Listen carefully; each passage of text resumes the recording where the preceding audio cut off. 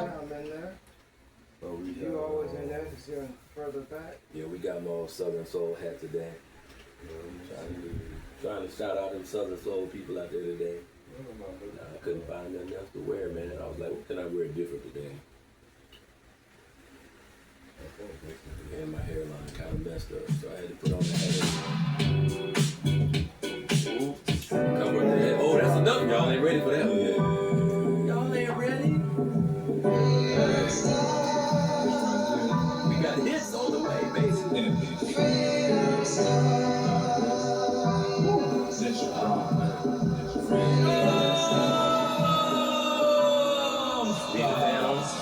Oh, no.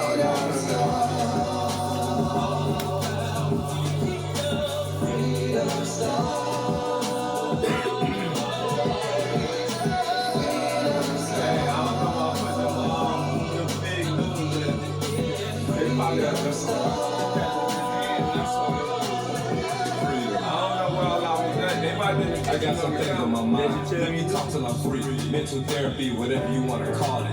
There's been some things bothering me. I gotta break free. Time for me to finish what I started. I got my heart in it. Standing on 2 feet, 10 toes deep. Baby steps coming through, stepping hard. Whoever your God, whatever your beliefs, lifestyles retreat. This is the place where we all meet. We're talking freedom. You best believe it. Energy from the stars, we receive it. Advice, some words ain't always nice. Suggestions, making statements, playing, saying, chiming about the frequency high. Spirit contact, emotional climax. Forgiving, not forgetting, divine energy. Balance within, no past, ink, pens. Pull out a check, come on, let's chat for a minute. I'm here. Freedom star. Freedom star.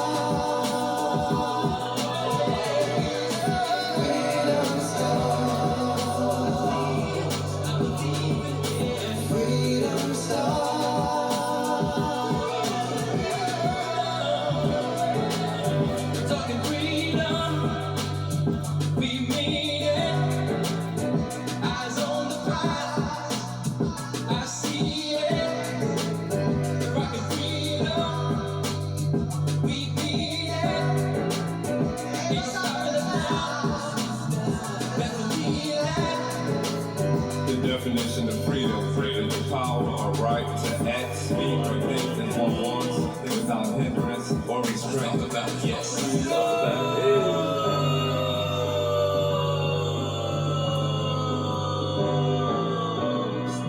Your volume be up too already. Okay. Hey, something popping up like that. All late and shit. Can you imagine? If it ain't up, we gonna be muted the whole damn thing. That would be like, And our mouth just moving. 3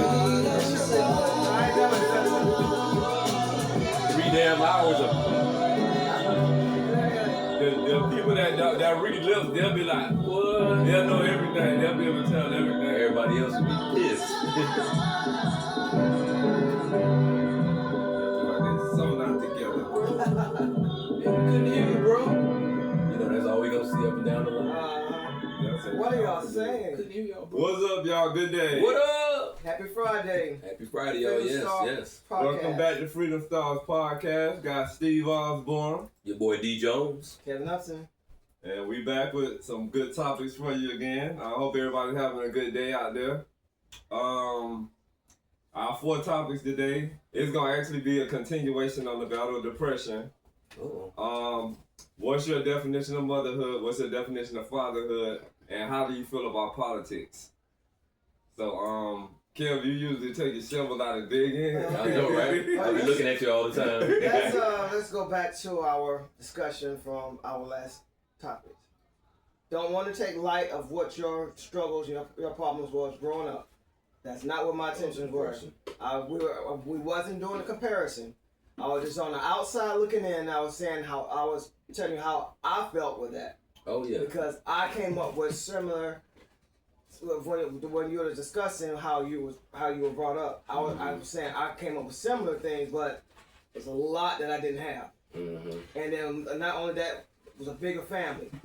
Smaller families. It's like people would come out of big families always gravitate. For some reason, all my life, my best friends that came from smaller families. And then just like listen to my best friends, they're they gravitated towards people that came from larger families. I don't know what that dynamics is, but what I always say is no peaches and cream with a larger family. You have more problems and more people. I agree. So that's the only difference between the two. Yeah. But let me see what was that discussion was with We got deep though, but yeah. But you right. I remember because I don't know if Steve had told you what we had said after the show. That's why I wish this was interactive yet. And the only reason I think because you and Steve had talked because I talked to somebody else outside. Oh, about that girl. That's why I said I can't wait till we get interactive with our viewers. People can be on there because one of the viewers said not the exact opposite, but almost the opposite of what you said, and it was like, well, it ain't no comparison between abuse and trauma and all that shit. Just because you had a large family, don't mean your trauma was worse than mine. And it was a female, African. What we call it? I could just say black, can't I? Yeah. Because she pissed me the fuck off, so I'm gonna just call her black. She was a black ass lady. She wasn't even no damn woman. Because, people ask me about the show, on the street, and I tell them, and I'm like, you gotta catch 13.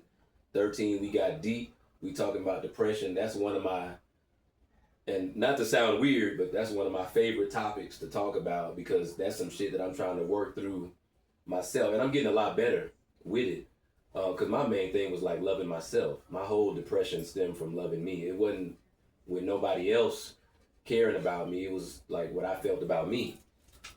But I mentioned what we talked about, and I was like, I told her the shit that I went through. Dad was barely there in the military, came home, but he was a tyrant. You kind of went through the same thing, but it was way more people that you had to deal with.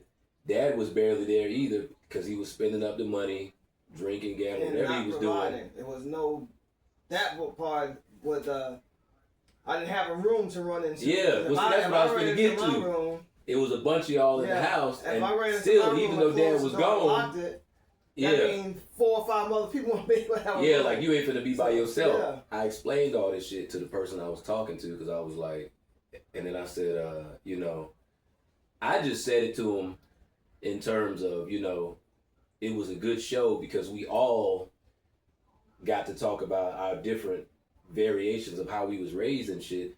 And she was trying to, and I don't know if she was having a bad day, and that's why it's good that we talk about this too, because she just started going off on what y'all was saying and was like, well, I don't see how they could say you had it a little easier because your trauma is your trauma, and that's some bullshit. She got mad quick, y'all. Well, something. And she sounded disturbed anyway. She was black, and that's why I say black. Fuck all that Afro-American queen shit. She was straight black, and she was like getting mad because of what I said you said.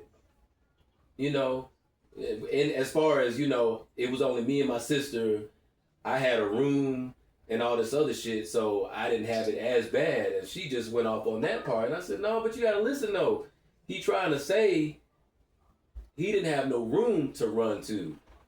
He had all these other siblings around. If anybody got mad, they couldn't go off on the parent because it was just, what is it, 9 of y'all? It was 10. Not 10 of y'all. So it was like, I'm getting mad again. Think about the shit. I don't want to go back down the conversation, but basically, I found myself defending you, talking to this bitch about my trauma. Well, and I was like, what the fuck? I'm supposed to be talking about me and my show, my podcast, and episode 13, we talking about depression, and then I end up defending one of my co-hosts. Women are different when you talk to them anyway, because some of them are manipulative, some of them are really deceptive. So it's kind of hard unless you find the right woman to talk to. Yeah. Or female, might go back because there's a lot of females that don't clarify as women. So it's a lot of if you talk to another man, you probably would have got a different perspective from that. Mm-hmm. Yeah, and also, if you let a female get involved, you never know what her ulterior motive is. She could be jealous of the whole show, and then she could throw some energy on you That's and what I'm put saying. odds against the group. You get what I'm saying? That's what I'm Because if saying. she telling you something that's why I told you everybody entitled to their own opinion. If she telling you, oh, well, he ain't got the right to say that, she could make you feel like, you know what? You right. You know, da-da-da-da-da. Oh, I thought that light went on. But this is what I'm going to tell y'all.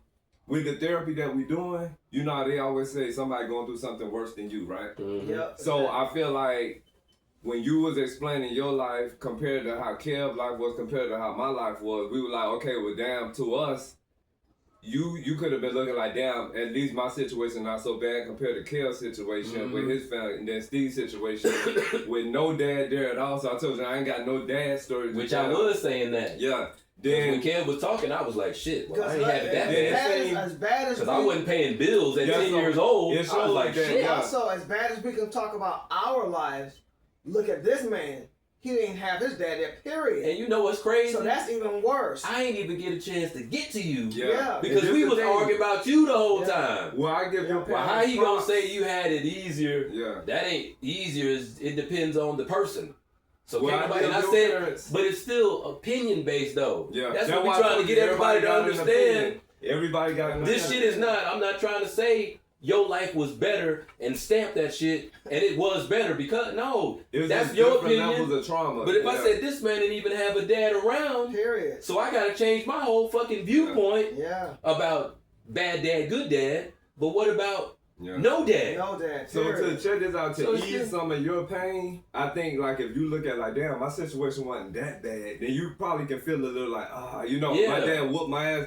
But like going through, I don't know if y'all had y'all lights ever turned off or y'all water turned off or been evicted or had to live with family members or ain't had no clothes to wear, it go deep. Yeah. So it seemed like you had all of that taken care of. Yeah. You get what I'm saying? And it was only because, I guess, thank God that my dad had the presence of mind to join the military. Yeah. Because he knew we wasn't going to have shit. Probably Smart, yeah. if he didn't do that. Because, see, before he did that, damn, that shit scared me.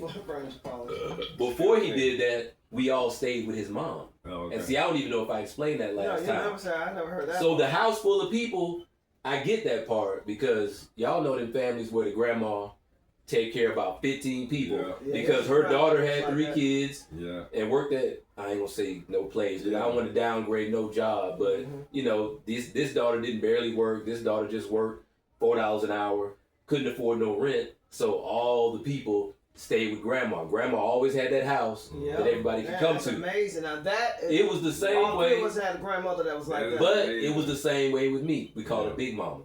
Yeah, well, my grandmother we call Big Mom. That was my dad's Yeah. mom. That was my dad's mom. That's the one that passed away at 52 though. Wow. That's 52, Wow. couple of strokes, 3 heart attacks. Wow. And she was out of there by That is 52. young. It's scary as shit because when you think about how old we are, Yeah. like just think if we're not here a year from now, it's Wow. from strokes and heart attacks and shit. So, but she was the one that everybody stayed with, Yeah. and it was. Wow. And you know what? I was so I can't even think of the word. I was so taken aback by your story last time that I didn't even think about when we was staying with my grandma. It was more than 10 of us, nigga. We had like 4, 5 families Wow. staying with my grandma. So at one time, I might say it was up to 20 people in there. Yeah. It was always It went crowded. out there for a long time. I didn't too. think about that. This crazy how shit worked though, but it's just how my mind is. I didn't think about none of this shit last week because I was so focused on the story that we was talking about. Because we was talking about us. So I wasn't even thinking about, well, as far as family goes, I stayed, me, my mom, my sister, with my dad's mom. And it was like my dad's other sisters and their kids were there. And their brothers and their kids was there. So it was like house full of people at my grandma's house. She cooked. That's where I got my taste for like pancakes and all kind of shit. Grandma cooked like every Sunday for the whole family. So I always remember that. But I almost forgot what I was saying. It's therapy. It was No, I was trying to remember what my damn point was. Because I was just gonna say my You're house talking was about the full size of too, the like house. yours was. Oh, you said was it for a long time? It was for some years. Okay. It was like that for some years, but I was small. So remember when I said I grew up in the projects in Texas, but didn't know it was the projects because I always had friends, and they was probably all my damn cousins now that I think about it, because we was always able to play with each other, and we was always out at the same time. So, and I can't remember the name of the projects now, but I remember I told y'all last time, like, it was supposed to be one of the worst projects in Temple, Texas, like the worst crime, murder, you know, drug selling and all that stuff, and we'd be outside at the park playing every day. Had the best time of my life in the hood. Question. So, I was thinking about your situation. Was your family ran by females too? Predominantly? You know what? Because I remember you telling me about your two aunts, your grandma, my dad's your mom sister you had the house. Then your girl cousin. But I don't think the family was ran by women because, for lack of a better word, I think most of the men in the family was like pimps. Okay. So I don't think nobody told the men what to do. Okay. I think the women just did, and I want to say air quotes, what they were supposed to do. The women was doing, they was cooking, cleaning, making sure the clothes was out, washed, folded, and the men was out getting the money. Okay. But I don't think, like trying to think back on it right now, I don't think it was like woman ran in my family. I think the women just played their part, but the men was like doing their shit. Okay. My brain was tabulating everything you said. I'm like, well, he said his mom and his sister, his girl cousin, his aunts. I'm like, damn, it sounds like his family was ran like, you know, my family. And my mom, my dad's mom, and him didn't really have a close relationship because I think, and now I got to go back before we was all staying with her. He went to foster care a few times. My dad did because his mom put him out. So their relationship was real bad. So he got some trauma too. His relationship was real bad. And I don't even know if I said that last time when we was talking about, because I remember you said it's no telling what our dads could have been through. Or what their dad taught them. We don't know how they was raised. All we know, all I could say when I was little is my dad was an asshole, but I don't know how his dad was. What if his dad was a tyrant?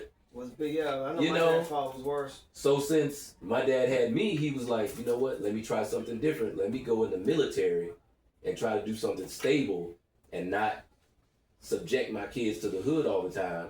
And that's when he went in the military. And that's where we did have it a little easier.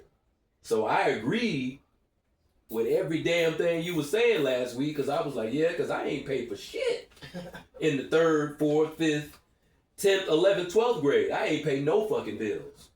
A bill, I'm trying to take my money and go buy some food, go find some girls, hang out. The worst thing I had to deal with growing up in the house was trying to get the car.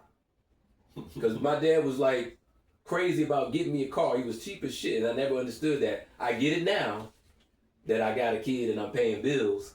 But back then, I was like, remember I told y'all I couldn't even get I had to beg for a $3 wallet. Damn. I had to beg for shit, and I was like, I just want to. You didn't want to be in line to learn how to drive from my father. Yeah. You did not want to be in the driver's seat. And I'm trying to remember who with him on the passenger seat, yelling and cursing, screaming at you about how to drive. And he did yell a little bit, because I remember he did teach me how to drive. It was a couple of brake. And it was like, you know how you be scared and but you can't slam on the brake to brake. Right. You gotta press the brake. But when somebody yelling at you, you go all the way up the road. I remember seeing my brother. I remember that, but I learned quick though. Yeah, I remember seeing my older brother going through all that, and then I think he tried teaching my sister. I was like, well, hell no.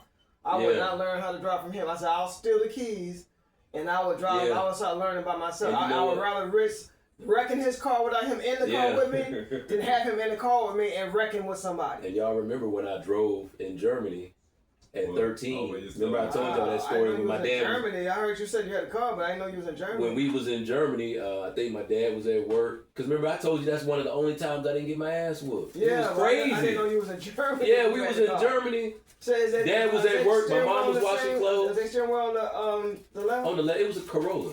Wow.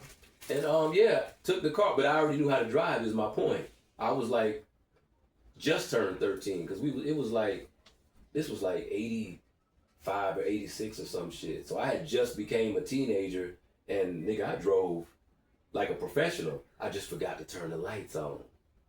And it was dusk. In Europe, you gotta turn on the lights at what they call dusk, and that's when the sun go away. It don't matter if it's dark. When the sun goes down and it's that middle part, it's not dark yet, but you know, it's still a little light. No sun. The sun went down, Yeah. that's dusk time. Headlights mandatory. This is a military base, remember, it's the Army I'm talking about. So the military base. And that's the only way I got caught, man. Wow. I had my parking lights on so I could see the dashboard or whatever, but I forgot to turn on the headlights when the sun went down. And what messed me up, you know, trying to be cocky, I went to one friend's house, still sunlight, but I went to another friend's house and pulled up. I'm like, what up, fool? I got the car, you know, talking shit or whatever. And he was like, man, you gonna get in trouble. You better get your ass home. I was like, man, my dad ain't even home, man. So then he was like, oh, whatever, I'll see you at school tomorrow. And when I left his house, the sun was going down. And I was on the main road, and my street was, I want to say 30 seconds in front of me. 30 seconds. They say that's how it works. My street was right there. All I had to do was go, turn right, and I was home. Before I could turn right, woo! It was right on my ass. The hell? So I went ahead and turned the right, and by the time I pulled into my into the parking lot, I stopped, but I had my foot on the brake. Never put it in park. So when I remember I'm 12, 13. The MP pulled up behind me. He was like, can I see your license and registration or something? And I remember I was like, I'm only 13. Don't tell me you drove off. And he was like, can you step? No, I was parked by then. Remember, I was right by the house. Okay. No, you said you had your foot on the brakes. Yeah, but that's what I was going to say. He was trying to get me to step out the car, and I got out the car, and the shit started rolling. Oh, my goodness. I only remember that because I was scared as shit, and this just added to my layer of scared as shit, because I was like, now I'm finna wreck the car after I done got caught driving the car. But luckily, I jumped back in, and I could That's the one that was hit the brake. The rest part, yeah. Yeah, I jumped back in and slammed it in park. And then he was like, you know, step out the car. But basically, make a long story short, I never got in trouble for that shit. Wow. But then remember, fast forward, I borrowed his headphones one day and fell asleep and didn't even have them on me. I had them over here and fell asleep. And he came home raising holy hell, and I got my ass whooped for a good 5 minutes because I better learn how to put shit back where I got it from. And I'm like, nigga, they just headphones. Had y'all had a previous event where he told you to always put them back, or where he told you don't mess with them, and then you did it against what he said? He said, had that happened? Yeah, have y'all No. Is he never fucking happened before. I never borrowed his headphones before. That's why I was like, Was he a particular man about things like how you didn't put them back where they were at? Was he particular like that? And neat? Yeah. Yeah. Okay, that was what the problem was. Especially with like, and it's crazy because he was heavy into music too. You remember I told y'all coming up, he had over 200 albums. Oh, because they used to have a shelf, like I forgot what you call it now, big ass shelf where older people might have like statues and all kind of shit. This was like album. He had over 200 albums coming up. So he had a little stereo set up, record player, stereo tuner, CDs. Cause what I was doing, I was trying to look at things from your dad's point of view, and I said, well, maybe he had been telling D this already, or maybe he. Because we know remember, I was parents, raised on fear. Yeah, I grew up fearing him. So if he ever would have said, you can borrow my headphones, but make sure you put them back, I'd have put them bitches back every time I borrowed them. But it was almost like I never did shit wrong, and as soon as I did something wrong, I got my ass beat. But when I steal a 6,000 pound object and drive it around with no license, so I don't even have permission to operate this shit, I don't get in trouble. So it's weird, man. See, I was not. Like I said, the worst thing I did that I didn't get a beating for was burn down almost an acre of land on my grandparents. Playing with fucking matches. Don't play with matches. I almost burnt the dumpster. Did I tell you about that? No, I did burn. I burned down. That's the only thing I did like really bad. I can't remember if I got in trouble for that or not. I think I was like 8. Do you remember how my mom's backyard was? From the front part of that fence. You burnt the whole thing down? All the way down to the back part of the fence. And the neighbors. That could have spread it. The neighbors came up to help put that fire out. It was like a scene from the Little House on the Prairie or somewhere. Yeah. That everybody coming and pitching water. You said it was a fence. No, it was a fence, but it was started from inside the fence, outside the fence. So it went past the fence. Past the fence, almost to a power line. Oh shit. Oh, you know the night lights. But people ran out and started spraying it. First, let me tell you, this is how I did. There's wooden matches.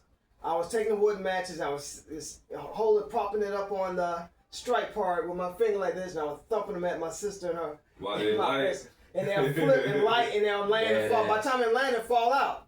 It went out, but it was hot that day. So when I flipped the last one, I didn't even see it burn because it looked like it went out. Yeah. I turned around to walk away, and by the time I turned around, I said, "What's that sound?" And it was a fire.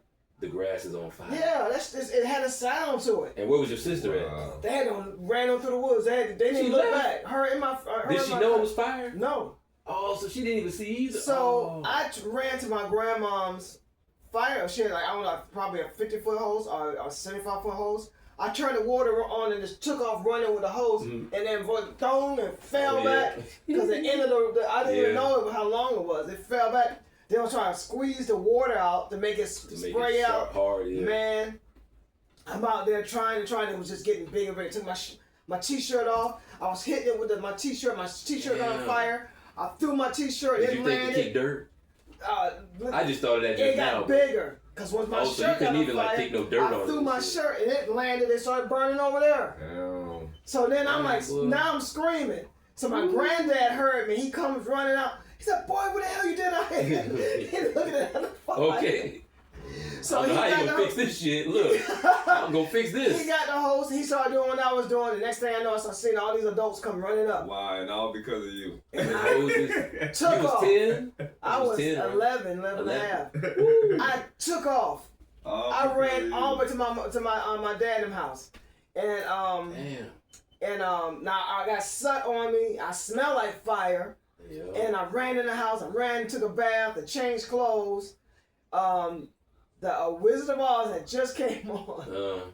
I sat down with my little brothers and everybody else watching the Wizard of Oz like it was nothing.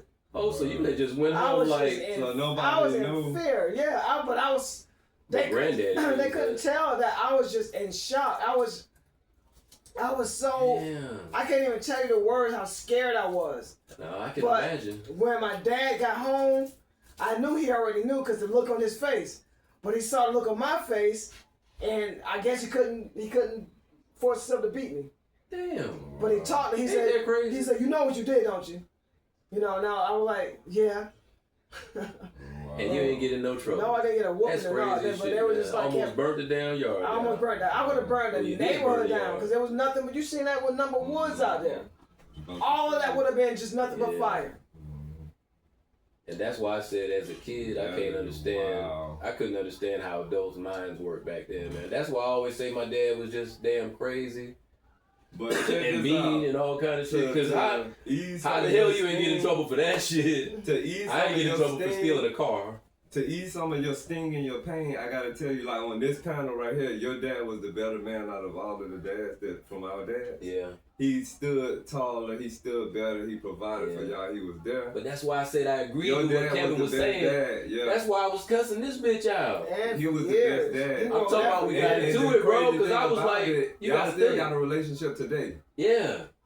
My point exactly. And that's what I was telling the female. I was like, but I still talk to my dad now. We're trying to, and I don't even know what it is. Like, I don't know if I can say we're trying to get along. We do get along, but all I know is we talk. We can get on the phone for maybe an hour or two. That's awesome. Not get mad and hang up the phone, and that's it. Yeah. But I hadn't talked to his ass in that long in like 40 years. But still, some people is like, you and Kev, well, nigga, I ain't talked to my dad in 50 years. So check this out. So it's like, this therapy, it's perspective. It's designed, what we're doing is designed to eventually help you just let it go. And with your way. So it's going to get to the point where this won't even be a trauma for you anymore. Because it's going to be like, you know what? I didn't go sit on nobody's chair with no text, but I went with my homeboys and we did a podcast and I was able to let that shit go. Because like with the shit from my dad. And you also get some kind of clarity because you get to figure out what in that whole line. That's what to see therapy is about. what It's about happened helping or to what let it was go going to on both release it. sides. Because with what I went through with my dad, the time is gonna have to come where I'm gonna have to release it. Because everybody I tell this story, they're like, man, just let it go and move forward. I'm like, I can't. This shit just And I happened. told you I hate that shit. You know, right? but I gotta get to the point where I'm gonna have to just let it go. I'm gonna have to let it float in the air. In the same case, Kev daddy not here no more. Yeah. So Kev gotta let it go. You get what I'm saying? Yeah. So that's what the therapy is designed for. It's not to just keep churning in that And I same have to think circle. about all of that too. Yeah. Like, what if my dad wasn't here at all? And Would I see, still be saying the the same last few shit? times, You know? the last few times I can remember when before he left, Steve cut his hair. The girls in the family tried to make a big thing out of it, and he was like, "No, you know." Oh yeah, he was cool with the cut. Yeah, because they tried to you know, make. they be like, oh, he cut daddy hair too short. I'm like, man, that'll grow back. They tried to make, they tried to make something big out of something crazy. small, and he ended up liking it. Yeah, it was cool. So that was I was like, man, I'm glad he didn't follow into that bullshit because that could have looked really could have ugly. made it. Steve just meeting him and meeting my sister and them, and then they're trying to make like the family don't like him. But So that's some black females. Yeah. But I think my that dad was like, pain- no, I like it. That pain that we have from whoever hurt us, we will always remember that pain, but we ain't gotta like have it based in their actions and how we feel today. I think somewhere we gotta just let it go. You, and then it's like the person that gave you that pain, they won. They won, yeah. They're not even but if y'all about it. still They're not got a thinking about relationship today, that's 1,000%. And then you say he's saying good things to you today at 7 years old. Because now he feels you know what? I fucked up over half your life, son, and I'm sorry. It's amazing. And he was like, I did fuck up. I was wrong. Your mom was right. He's admitting and then he was like, stay how you are. Stay trying to understand people. Stay trying to talk. You know, and the shit they used to call corny is now cool. See? Because like I said, how I am, I like to get to the bottom of shit. I'm kind of sensitive about shit. I like to talk. And a lot of females ain't like that. A lot of females hate that shit. Because they don't want you to keep talking, trying to figure them out. They just want you to be quiet, take their bullshit, and be like, oh, that's just how women are. Fuck that. I want to know why you did that shit. What was you thinking? And then, like I always like to say to a bitch that pissed me off, like, bitch, how you gonna piss me off, bitch? I'm me, bitch. Do you know who you talking to? You can do that shit to anybody else you want to. And boy, I can see the goddamn horns. They hate that shit. They hate a nigga that know how to talk. Yeah. They can communicate. And then they want to try to bring up when I raise my voice to try to throw me off. Nah, bitch, I can bring my voice back down. That ain't shit. I raise my voice because I'm passionate. But I still know what the fuck I'm saying because this bitch tried to tell me, oh, you ain't changed. You still yelling. Yelling ain't got nothing to do with me changing. I'm yelling because I fucking changed, bitch. Whoever she is, I want to say to her that everybody is entitled to have their own opinion. Man. We're in therapy here amongst each other, so it's like if he tell us his situation and then we think about our situations, it's part of our job to let him know that, okay, you can ease up, because guess what? Like, if he said he had a house to live in and then Kev could say his house was on fire, at least, you know, that's what this is. So everybody's entitled to feel how they want to feel. Shit is always worse. Say what they want to say, and whatever your trauma is, you know what I'm saying? You probably can go to a fellow female that can tell you some of her trauma, and you can tell her what your trauma was, and she can be like, oh, you know what? My situation wasn't so bad. This is therapy amongst us. You know what I'm saying? No textbook, this real life. Before there was therapists, this is what we doing. You know what I'm saying? And that's what therapy is. But we're all entitled to our opinions, and you have to understand that. Just like you're entitled to your opinion, whoever you are. So yeah.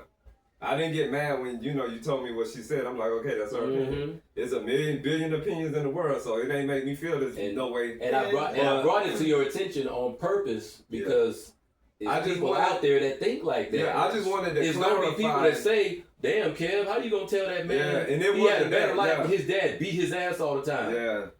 But you're talking about one aspect of my life that happened. Yeah, he beat because maybe that's how he learned to discipline. Maybe discipline to him was whooping a nigga's ass because maybe that's what his dad taught him. And we're working on. I didn't want for no clothes. I didn't want for no food. Yep. I had my own room. Yeah. I could go out and play. Now, what about them kids that couldn't go out and play? Yeah. Every Christmas, I got shit. Yeah. What about those kids that didn't get shit for Christmas? And that's what she need to realize. A lot of people's life was worse than mine. So all I can say is that, he was abusive, but that was one aspect of him. Yeah, man. Like I said, And you gotta, it takes therapy to open up your mind and be like, he wasn't providing, he was abusive. yeah.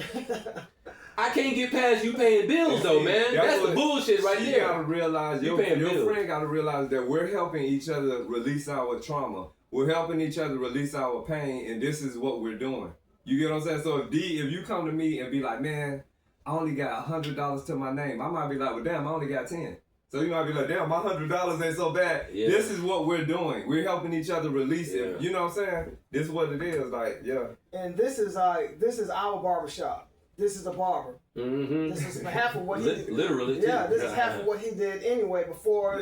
You know, right now, we'll be sitting in barber chairs. And I'm going to cut you off because that's what we always used to do when he was doing my hair. That's right. When we was talking about, we need to make this shit a podcast. That's right, and that's what it started Because from. if people heard the shit that we were talking about in the shop all the time, that's a damn show. And that's what pushed us. That's what helped the shit come about. That's what pushed us in the early 2000s. We got the recording. We have that recording somewhere. Back. We was doing this before, but we didn't know about you. Yeah, so we've been doing podcasts already. It's just crazy. Yeah. So y'all was talking about that before. This was me and you was talking about. Yeah, this been since 2002. We actually recorded. When we moved back here from Miami. We recorded something in 2000.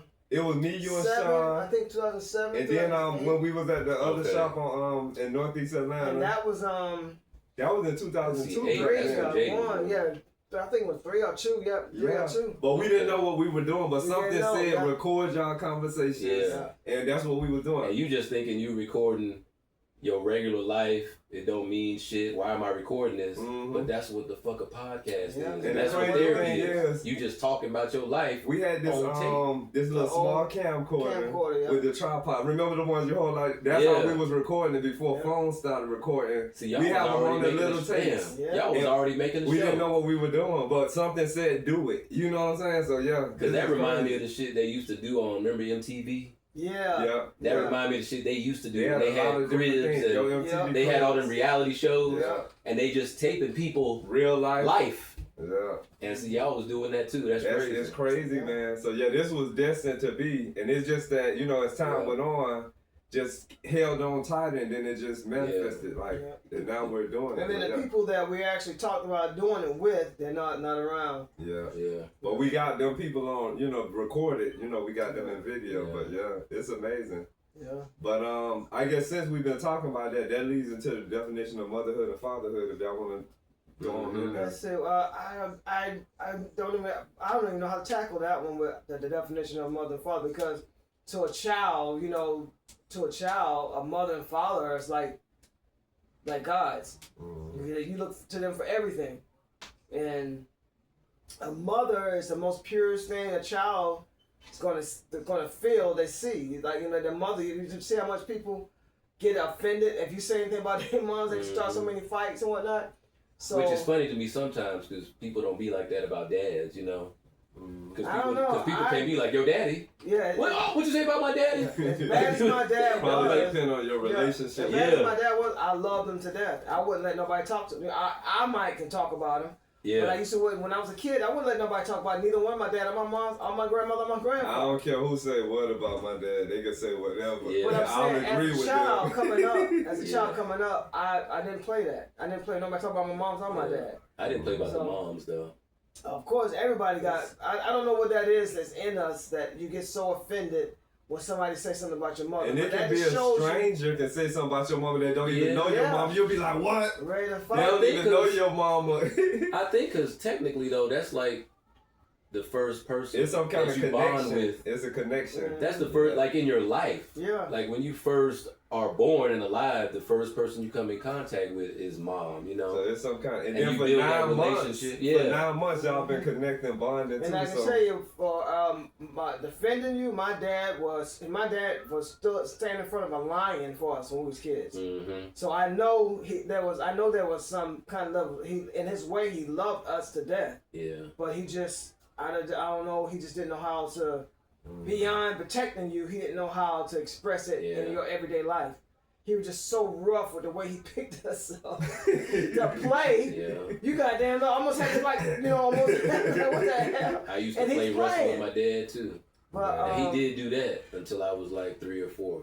Yeah. We used to play wrestle a lot. Now, can y'all imagine a man that's just out there fucking anything with a pulse, just making babies everywhere and just going along as he go along? That's a confusion. And they ain't taking care of none of his kids. Yeah, I'm not gonna say man. Can you imagine that? That's person. not a man. That's a selfish. That's a confused asshole. person. That's a confused person. Just making all of these kids and you're not responsible for none of them. And they lost. You say confused too, right? Yeah, It's confused. just everything. Because they're not looking for anything in particular. They just want to have sex. Yeah, that's And they don't and see, that could be a condition in itself. Yeah.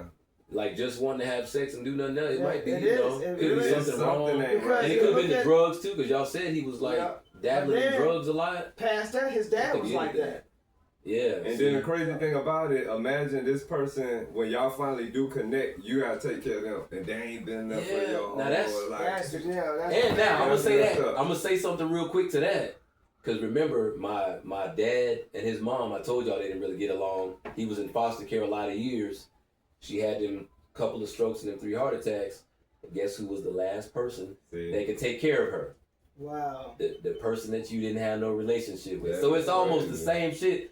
We got some of the same fucking stories that mirror each other. And y'all do too. And all of us got different He things had to that, watch his mom, and it only lasted 6 months. Because when I tell you, and I guess I could say, like, boy, he was tyrant on that ass. Like a child. She was like one of the other kids. Didn't I tell you to, whatever? Now, this is mom he talking to. She didn't have And a he cussing relationship her, with her.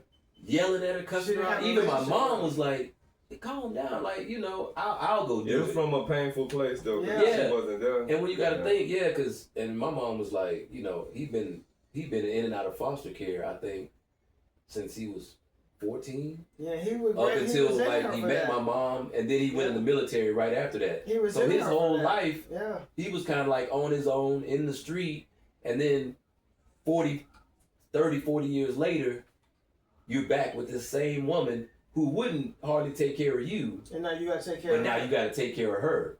And like I said, it only lasted 6 months because I guess my dad in his mind, he was like, nah, I can't do this shit. Like, he's too angry, and my mom seen it. She was like, you know, you being mean to her all the time. So she ended up going to a home, you know, basically before she transitioned. If I can hit they rewind, put her in a retirement home. If I can hit rewind, when they told me he was on his way on Greyhound, I wouldn't have picked him up. I would have told him they had to fix him. If I would have known all of the things that were to come. But it's hard because that part of your heart wanted to know what could possibly be. And then like, I haven't talked to this man in so many I wanted you to years. have the opportunity to see what he was like too. So that's why I said, I don't have no problem with him coming in.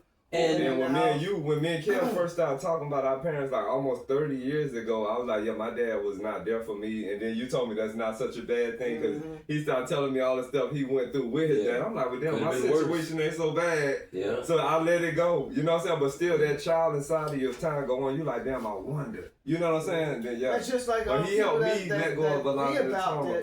They want to know their adopted from their I think adopted it's family, something even though they have inside. good families. Yeah. They still want to know what their parents were like. It's something inside. It's always and something. I see that a lot too. Yeah. We've been doing therapy for a long time. Y'all lasted a year too, right? Didn't y'all hold? Yeah. That was 6 Just months. now, 6 months. 6 months. Yeah. See, 6 months. it's like the same thing with my dad and his mom. 6 like months. after 6 months, but with their situation, he was just like, I can't properly take care of this person. That I kind of damn, I can't even think of the word now. That he didn't really appreciate. You know, he didn't really like her like that. So he was like, and he was so unappreciative. I can't take care of her because I'm still mad. Yeah. He was still hurt and mad. So he ended up, you know, when we got back to the States, because this was in same time kind of in Germany. And his dad was so unappreciative though, man. Then on top of that, he still felt like he thought he didn't know what was going. He thought still from all that went on that day, he still thought he was coming back here. Yeah. Right. After all that saying how bad it was for him, in his mind, how bad it was him being. Come on, Steve. Dad? Yeah. Yeah, He did not. Did y'all tell me? I didn't know that. Yes. So he was finna come back. He wanted to. Now mind you, he had to talk to these people on the phone. That Steve found. He gave Steve his paperwork. Steve found one. He called several places, and some of them was already full. One place thought that he was calling from California. Had a nice conversation with her, but she was already full. he found one, but it was actually way more than what he wanted to pay. But he talked to the lady, and the lady said that he qualified for some government assistance where they pay $3,000 Yeah, they paid a good of bit the place, so he only had to pay a certain portion. He was agreeing, saying, "Well, see, I told you, I know it won't cost him." He was saying all this stuff like that, and then after he talked with the lady and we set it up, we went and got something to eat. we got something to eat. That's when And reality starts setting in. Not until we drove up to the place. Now, man, he laughing and talking in the back seat and everything. He thought he was riding home with us. We drive up to the place. He said, "What's this place?" Yeah, he was talking about, well, I can come back on Sunday. I'm like, we ain't say nothing. That's when I had to know. Yeah, I had to know. But Monday was a holiday. Yeah, it would have been Labor Day. I was like, I can't go through this no more. We walked to our little ring. Surprise, nigga. Yeah. So why your it should have dad? been no surprise though, because everything we did was what he wanted. He said, because he wanted to be out. He wanted to be out. So what I'm gonna say, while your dad alive, forgive him. I forgive my dad for everything that just happened, but y'all on a better track. Cause it seems like he's open to you. He's you know what I'm saying? He's admitting wrong. Yeah. So take it in, and I think it's gonna take some of your trauma away. I needed that. It's gonna take some of your trauma away. And this is the crazy part. I needed that for a long time, for him just to apologize and say he was wrong. But now I just gotta let it sink in. Yeah. Because I got a damn vibranium barrier over my heart. You know that shit ain't penetrable by anything. Put some kryptonite around if he got, if he got Thor's hammer or some shit, he gonna have to keep chipping away, because I appreciate the apology, but it's like now I just gotta get this, my dad is not like that, this barrier off of my heart, because it was like, man, you talking about 30, 40 years of trauma. I thought you didn't give a fuck about me. You wasn't there. You just beat my ass, almost killed me twice. And that's what it sounds like. It sounds like the worst thing. No, I was gonna say, it sounds like the worst thing from him was how you got your beatings. That's the only thing. I don't hear nothing else better than the beatings. And then the absence of them. And then I think that was there. And that's why I hate that abandonment shit. The absent part, you gotta look at him. That's he was in service. That's not like any other job.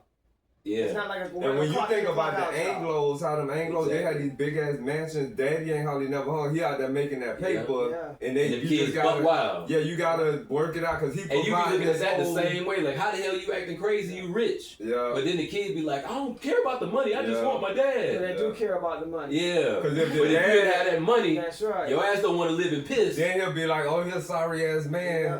All the time. You can't win. Where the money at? So you can't win. The last time I saw my dad, he was in a coma. He was laying. I talked to him for like 2 hours. I think it was 2.5 hours. I talked to him for 2 hours, and then I'm like, I don't even know if you hear me. I don't even know if you can hear me. You know. But I remember telling him that a certain situation where me and him was gonna be like that. He was gonna be in a hospital and like in a coma. And here it is. Yeah. Because I got something happened when my grandfather told me that when his last days, that when he was going to be gone, that he's going to be looking to talk to me, and I wasn't going to be there. And that's exactly what happened. I was in Virginia, and he was in South Carolina, and he passed. I called on the phone during New Year. I came down for Thanksgiving. He was all right. From between Thanksgiving and New Year, she passed. 2 months. So when I called on New Year, the night of New Year's Eve, nobody wanted to tell me that he had passed. They were passing the phone around like a hot potato for an hour and a half. Damn. And my mom finally got on the phone and told me that he had passed. And I'm like, well, why didn't they said they tried to get in touch with us. But, like I said, we was down there for like a week before Thanksgiving. Just a month ago, you was down there. Yeah. So that's how and I grew up with my granddad and my grandma. So I had a better relationship with my grandfather than I had with my father. And that was his father was like, he couldn't believe the relationship I had with his dad. We said that how grandparents treat the grandkids better than they treat their kids. He couldn't believe the relationship I had with his father. It seemed that tradition still carries on now. It's crazy how that worked out. Because like I said with my son, I was treated a certain way, and now my son, he's like spoiled rotten, and I'm like, dang, what? oh, this is the grandparent effect, I guess. This is what they be talking about, because I'm like, damn. Yeah. Hey, I meant to add on to when I say you got this man going a lot of places having a bunch of kids, right? Not only is he doing it, he's denying all of the children. Oh, shit. So that messed my mama up because, and my other brother, you know what I'm talking about, the one at 48 that falls under me, my half brother, he said the same thing about him. So it's like you carry that, and it's like, if you want to prove this your kid, you gotta go get the blood test, right? Yeah. Me and him had that head-on-head confrontation, and I had been holding that in because my other brother that stopped speaking to him, that's 48 years old, he like, nah, you know, this nigga said I ain't his son and this and that. I said, guess what? He said the same thing about me, but I forgave that. So before he left, we had that head-on-head. I said, you know what? You know, because he started getting real reckless at his mouth with me. I said, well, how about you not admitting that you my father? I would never do that. He's a big liar, and he blamed everybody else for everything. He said that? He said he would never do that. He said before he do that, he'll take a blood test, you know, before he made that statement. I said, nope. Me and my mama was at the doctor. We took our blood test. I said I was 7 years old in the 2nd grade. She came and took me out of school early so we can go to the doctor and do the blood test. You never showed up. Oh, son, you know, I was out there doing me. I was out. He always has something to say. That's my whole point, though, nigga. So your dad never was doing denied you, and you said you ain't had no kids. That's why when I hear about your dad, I think other than the ass whoopings, which as children we always gonna think an ass whooping was too brutal for him because we don't want to get beatings. But he was a magnificent man to me. Well, let me just because he was there. Let me augment that a little and bit. he provided. When I say ass whooping, I don't want nobody to think this was just an ass whooping. I'm talking about like how Tyson be doing motherfuckers. No, I used to get beat. Like, okay, check this out. Choke. You got punched in the face and stuff too, like fists? Yeah. Okay, because my mama done did that to me. I got the feet. I don't know if y'all know what it looked like to get choked out, but you do foam at the mouth and the stars and shit that they be having on the cartoons. That shit is real. Cause my dad choked me out one time and I seen like little shits floating around and like I think I would, and I don't even know if I ever talked about this before. Cause I just want to make sure everybody know when I say ass whoopings, a lot of time I don't want to get all the way deep, but I'm gonna say this shit today. Can I ask I'm gonna get it fucking out today. Go ahead. I got a cousin that got terrible whoopings like that. I asked him, would he classify himself as being a bad child? Would you classify yourself as being a bad child? Like, were you rebellious? Nope. Were you challenging? Were you smart at the mouth? Quiet, goofy ass, scary ass, quiet child. So I had no idea why you would want to beat that. I didn't even do shit. I didn't go out unless I was allowed to go out. If I couldn't go out, I just stayed in the house. But to get the only 2 times, and this the only 2 beatings that really mattered, and why I was mad at his ass for so long. The one time he choked my ass out, and I was like, and I don't know if anybody been like near death before, but it was like, shit was black and quiet, and it was like, I can't even really explain the shit though, man, but I was waiting to pass out. I couldn't do shit, you know? I don't know if any one of y'all have been choked before, but it's like I was paralyzed. I remember seeing foam come out my mouth, and I seen stars, and shit just went black. He's still cussing. I don't know what the fuck he's still saying, but he got both hands around me, still choking. And I just know, and maybe the foam scared him, maybe when I started, you know, whatever out the mouth, he got scared and just fucking let me go. And fell right there. And then he might have like kicked me a couple of times after that in the fucking head. And I'm saying this for a reason. That was one time I remember. Might have been 11 or 12. This is about the same time. We did some badass shit. I wasn't a bad kid though. But I was about the same age. Like when you was kind of in charge with all the other kids in the family and shit. Another time, I don't know if I got suspended from school. And I think I did. I can't even really remember. And you're going to see why in a second. Something happened at school, and when I came home, I was like, and my mom was still at work. And this is weird, because usually my dad be gone all the time. Because I told y'all he's gone most of the time doing his military shit, and my mom is at home, because she had like a regular 9 to 5 or whatever. This time, he was home. My mom was still at work. I don't know if I got suspended from school. Something happened at school, but this is all I remember. I said something happened at school, and I didn't mean to do it. It wasn't my fault. The teacher said something. I remember he came up to me what the fuck, one hand on my neck, the other hand between my legs, and lifted me up in the air. That's all I remember. Because after that, I woke up on the fucking ground, stuck to the ground in my slobber. So when I get up, I wake up, and I think it was about 3 or 4 hours later, because I remember looking up and I was seeing a clock somewhere, and the shit was like, I think it said 6:30 or something. When I told him what happened at school or whatever, I think it was like 3. So I was laying there, and I'm remembering all this shit, because I'm like, when I got up, peeled my face off the ground, and look up and look around, I'm like, what the fuck am I doing laying on the ground? This motherfucker sitting on the couch drinking a beer, y'all. Damn. Chilling. Sitting back, watching TV. Legs open, I remember all this shit. Legs open like this, holding the beer, drank the beer, and put it down. I'm like fucking 12 or 13. This what I'm talking about when I say I hated his ass. Yeah. I never got beaten like that. That was like, and now, I ain't trying to make light of this and make it sound funny, but you know, you ever heard that saying when people say, was you dropped on your head as a child? When people try to say something wrong with you? Motherfucker, I have. Several times. So I've suffered a lot of head trauma and a lot of abuse to my head as a child, all the way up to 17 when I got into it with my dad because I came home late. And this when the shit, like, this was the last time it happened before I went in the military. This is explaining why I ended up like leaving when I said somebody gonna die if I didn't go in the army. 17, got home late as shit. My dad came downstairs, you know, who the hell is that? I'm like, it's me. I just got back. I'm 17. Just got back. I don't know where I was at, a damn club or out somewhere. This nigga was talking shit like, you can't be coming in my house that late. Don't do that shit again. Back and forth, back and forth. This nigga reached for his gun that he got on the counter in a drawer. Open up the drawer, take the gun out. Knocked me upside the fucking head, y'all. Wow. With a 38. I don't know why I remember what kind of gun it was, but it was a fucking 38. I guess just to put into perspective what kind of gun it was. So it ain't no 22. It ain't no 380. This was a 38.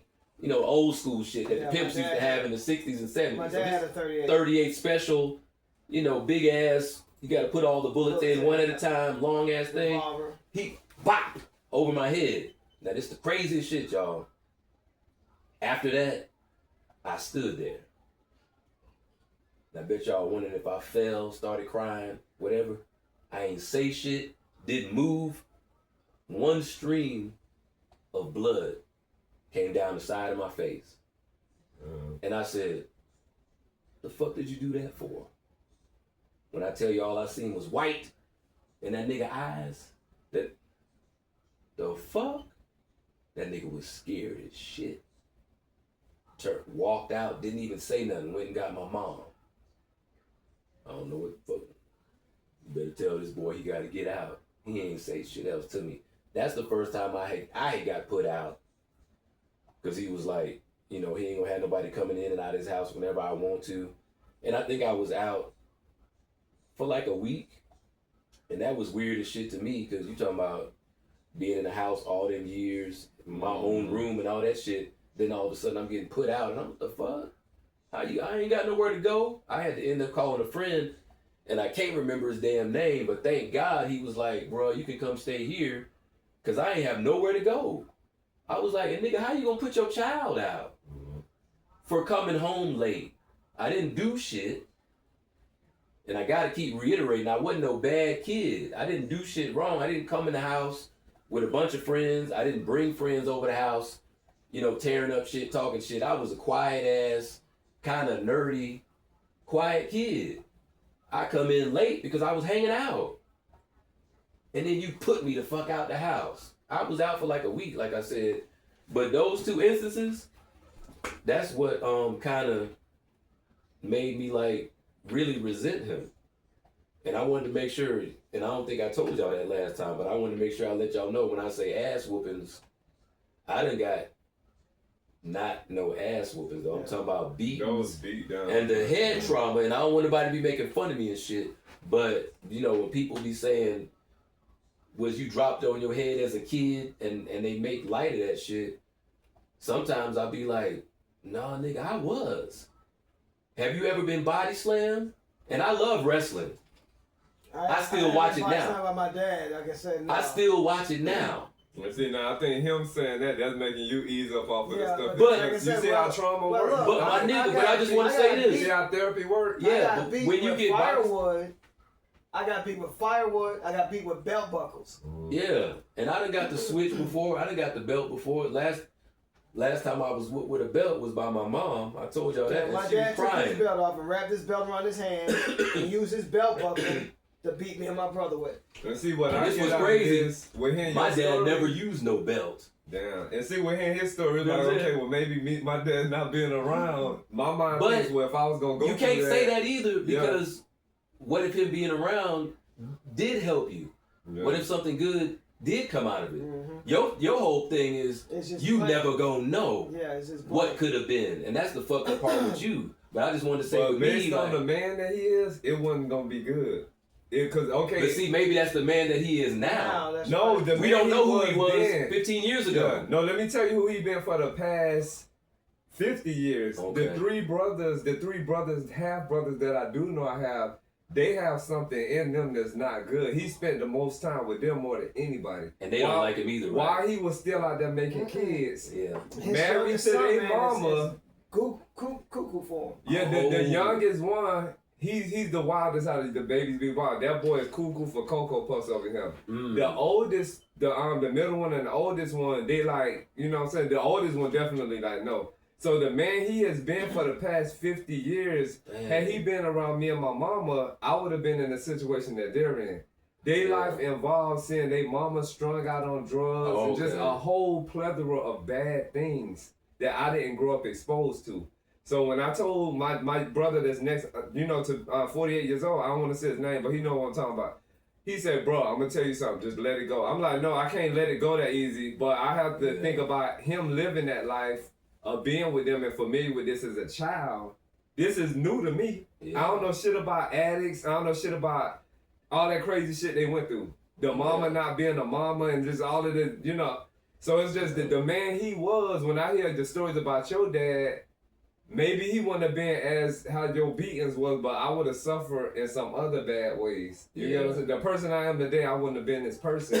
And he told me that when he was here. And that bring up another. He told me that. That bring up another interesting topic to me when I hear people say, "Is physical trauma worse than mental trauma?"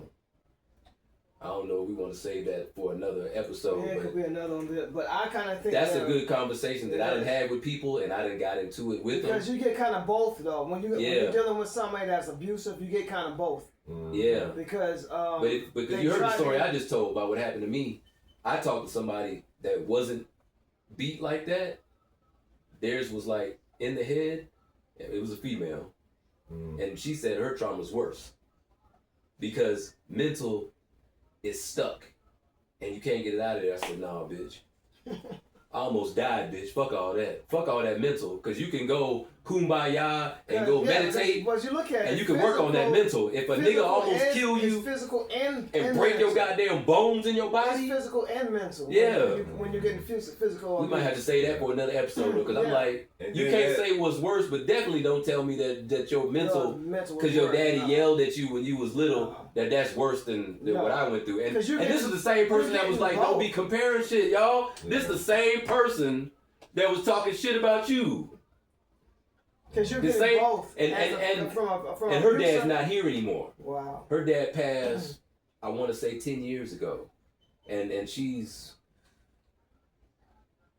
44. So she's younger than you are, but her dad isn't here either. But yeah, she tried to say, she was mentally abused and all that, so the physical, that ain't, you can get over that. That's but crazy. if somebody I mentally think, everybody. mentally is real fucked up. And I'm like, Everybody no, probably bitch, she trying to had me make- mad, like, Yeah, fuck mental. serious People problem. probably try to make their trauma more than the Yeah. other, but we're not designed to compete. We're designed to help each other. You know what I'm And saying? I've always been like Yeah. that. I've been like, I'm not trying to compare our damn messed up childhoods. That's why I was like, when you said all that shit last week, I was like, well, damn, that done shed some light, surprisingly to me, that done shed some light on my But situation. that And I'm like, shows well, me damn. that's a whole nother type of abuse, though. My dad, I never. That's why I said I've been through some shit, and I just wanted to say at the end when I was talking about I love wrestling. If somebody slam you on your head, you're not bouncing around and fighting and shit. You will knock the fuck out. So I'm like, I don't know, you know, and I only say that for people that don't know. Like if you really get slammed on your head like they be doing in wrestling, your ass is out cold. I lost a cousin that got slammed on his head in a road.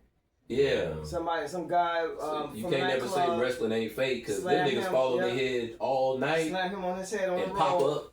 And within probably 3 years after that incident, he passed away. Yeah. And see, I don't know. And I said that because I don't know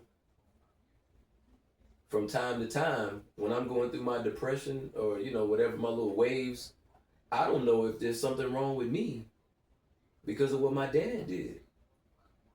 I've been to the doctor. I've actually had a lot of head injuries. I've been to the doctor and they haven't said, you know, we see anything. I haven't been from slammed on my head, but what if all that abuse did something to me, and it's got something to do with, you know, if I could go back to last week real quick, if it's got something to do with that submissive shit, how I said I only chose women that was like aggressive and domineering. I think, and when they're quiet, it's like, oh, she's too boring. But then I'm going after the women that's pissing me off. What you went through, like, why am I talking to this bitch? It seems like you should be like, no, yeah, I don't want that shit. But it's the opposite. Yeah, when they kind of aggressive, I'm like, and this is what I want to tell you. I'm looking like, it get crazy too. Cause this is what I'm gonna tell you. It's different when it's aggressive. Cause it's almost a turn on. It's finna get psychological. So check this out. So the aggressiveness, all of that domineering and stuff, that's masculine energy, right? So that's saying that you're seeking masculine energy from women. So it's getting really psychological. If you want to get deep. Yeah, so you gotta... Linda, you listening, Linda? I know she listening. I've been thinking about it, and I'm like, So I don't know what you labeled it as terminology-wise. But that's before I even knew what that was. Because you remember during that episode, I asked you... What is that? I asked you if you seen yourself as a leading man, and then you would say, you know, let them, you know, say what's what. Like you wanted, you know what I'm saying? You ain't want hands-on to be on the front line. Yeah. So... It's because I was kind of like, I'm kind of like my mom in that sense. Like, and that's the submissiveness. I won't always take charge, but I can be put in charge by somebody who is in charge, if that makes sense. Yeah. It makes sense in my head the way I'm saying it, but I might not always be the first person to decide shit and go for it. But if somebody else say, hey, won't you do this, do, and then I might be like, oh, okay. And then I'll do it. But I had to be prompted by, and I don't know if you want to call it an alpha. I don't know what the fuck the term is no more. I don't know if you want to call it an alpha person, but I can follow perfectly. But at the same time, I ain't no pushover. And the alpha ain't going to be able to step on me. Alpha over any kind of male, no matter if you're That's a good point. They're not supposed to. Because you said it's masculine energy, but it's still not a man. She's not a man. Yeah, they're not supposed to be over a man, but they still, if a man lets them, they will be over him. That part. They're not and it's like a dominatrix, like Linda said. Yeah. Linda was like, maybe you like submissive. Maybe you're submissive to that type of woman.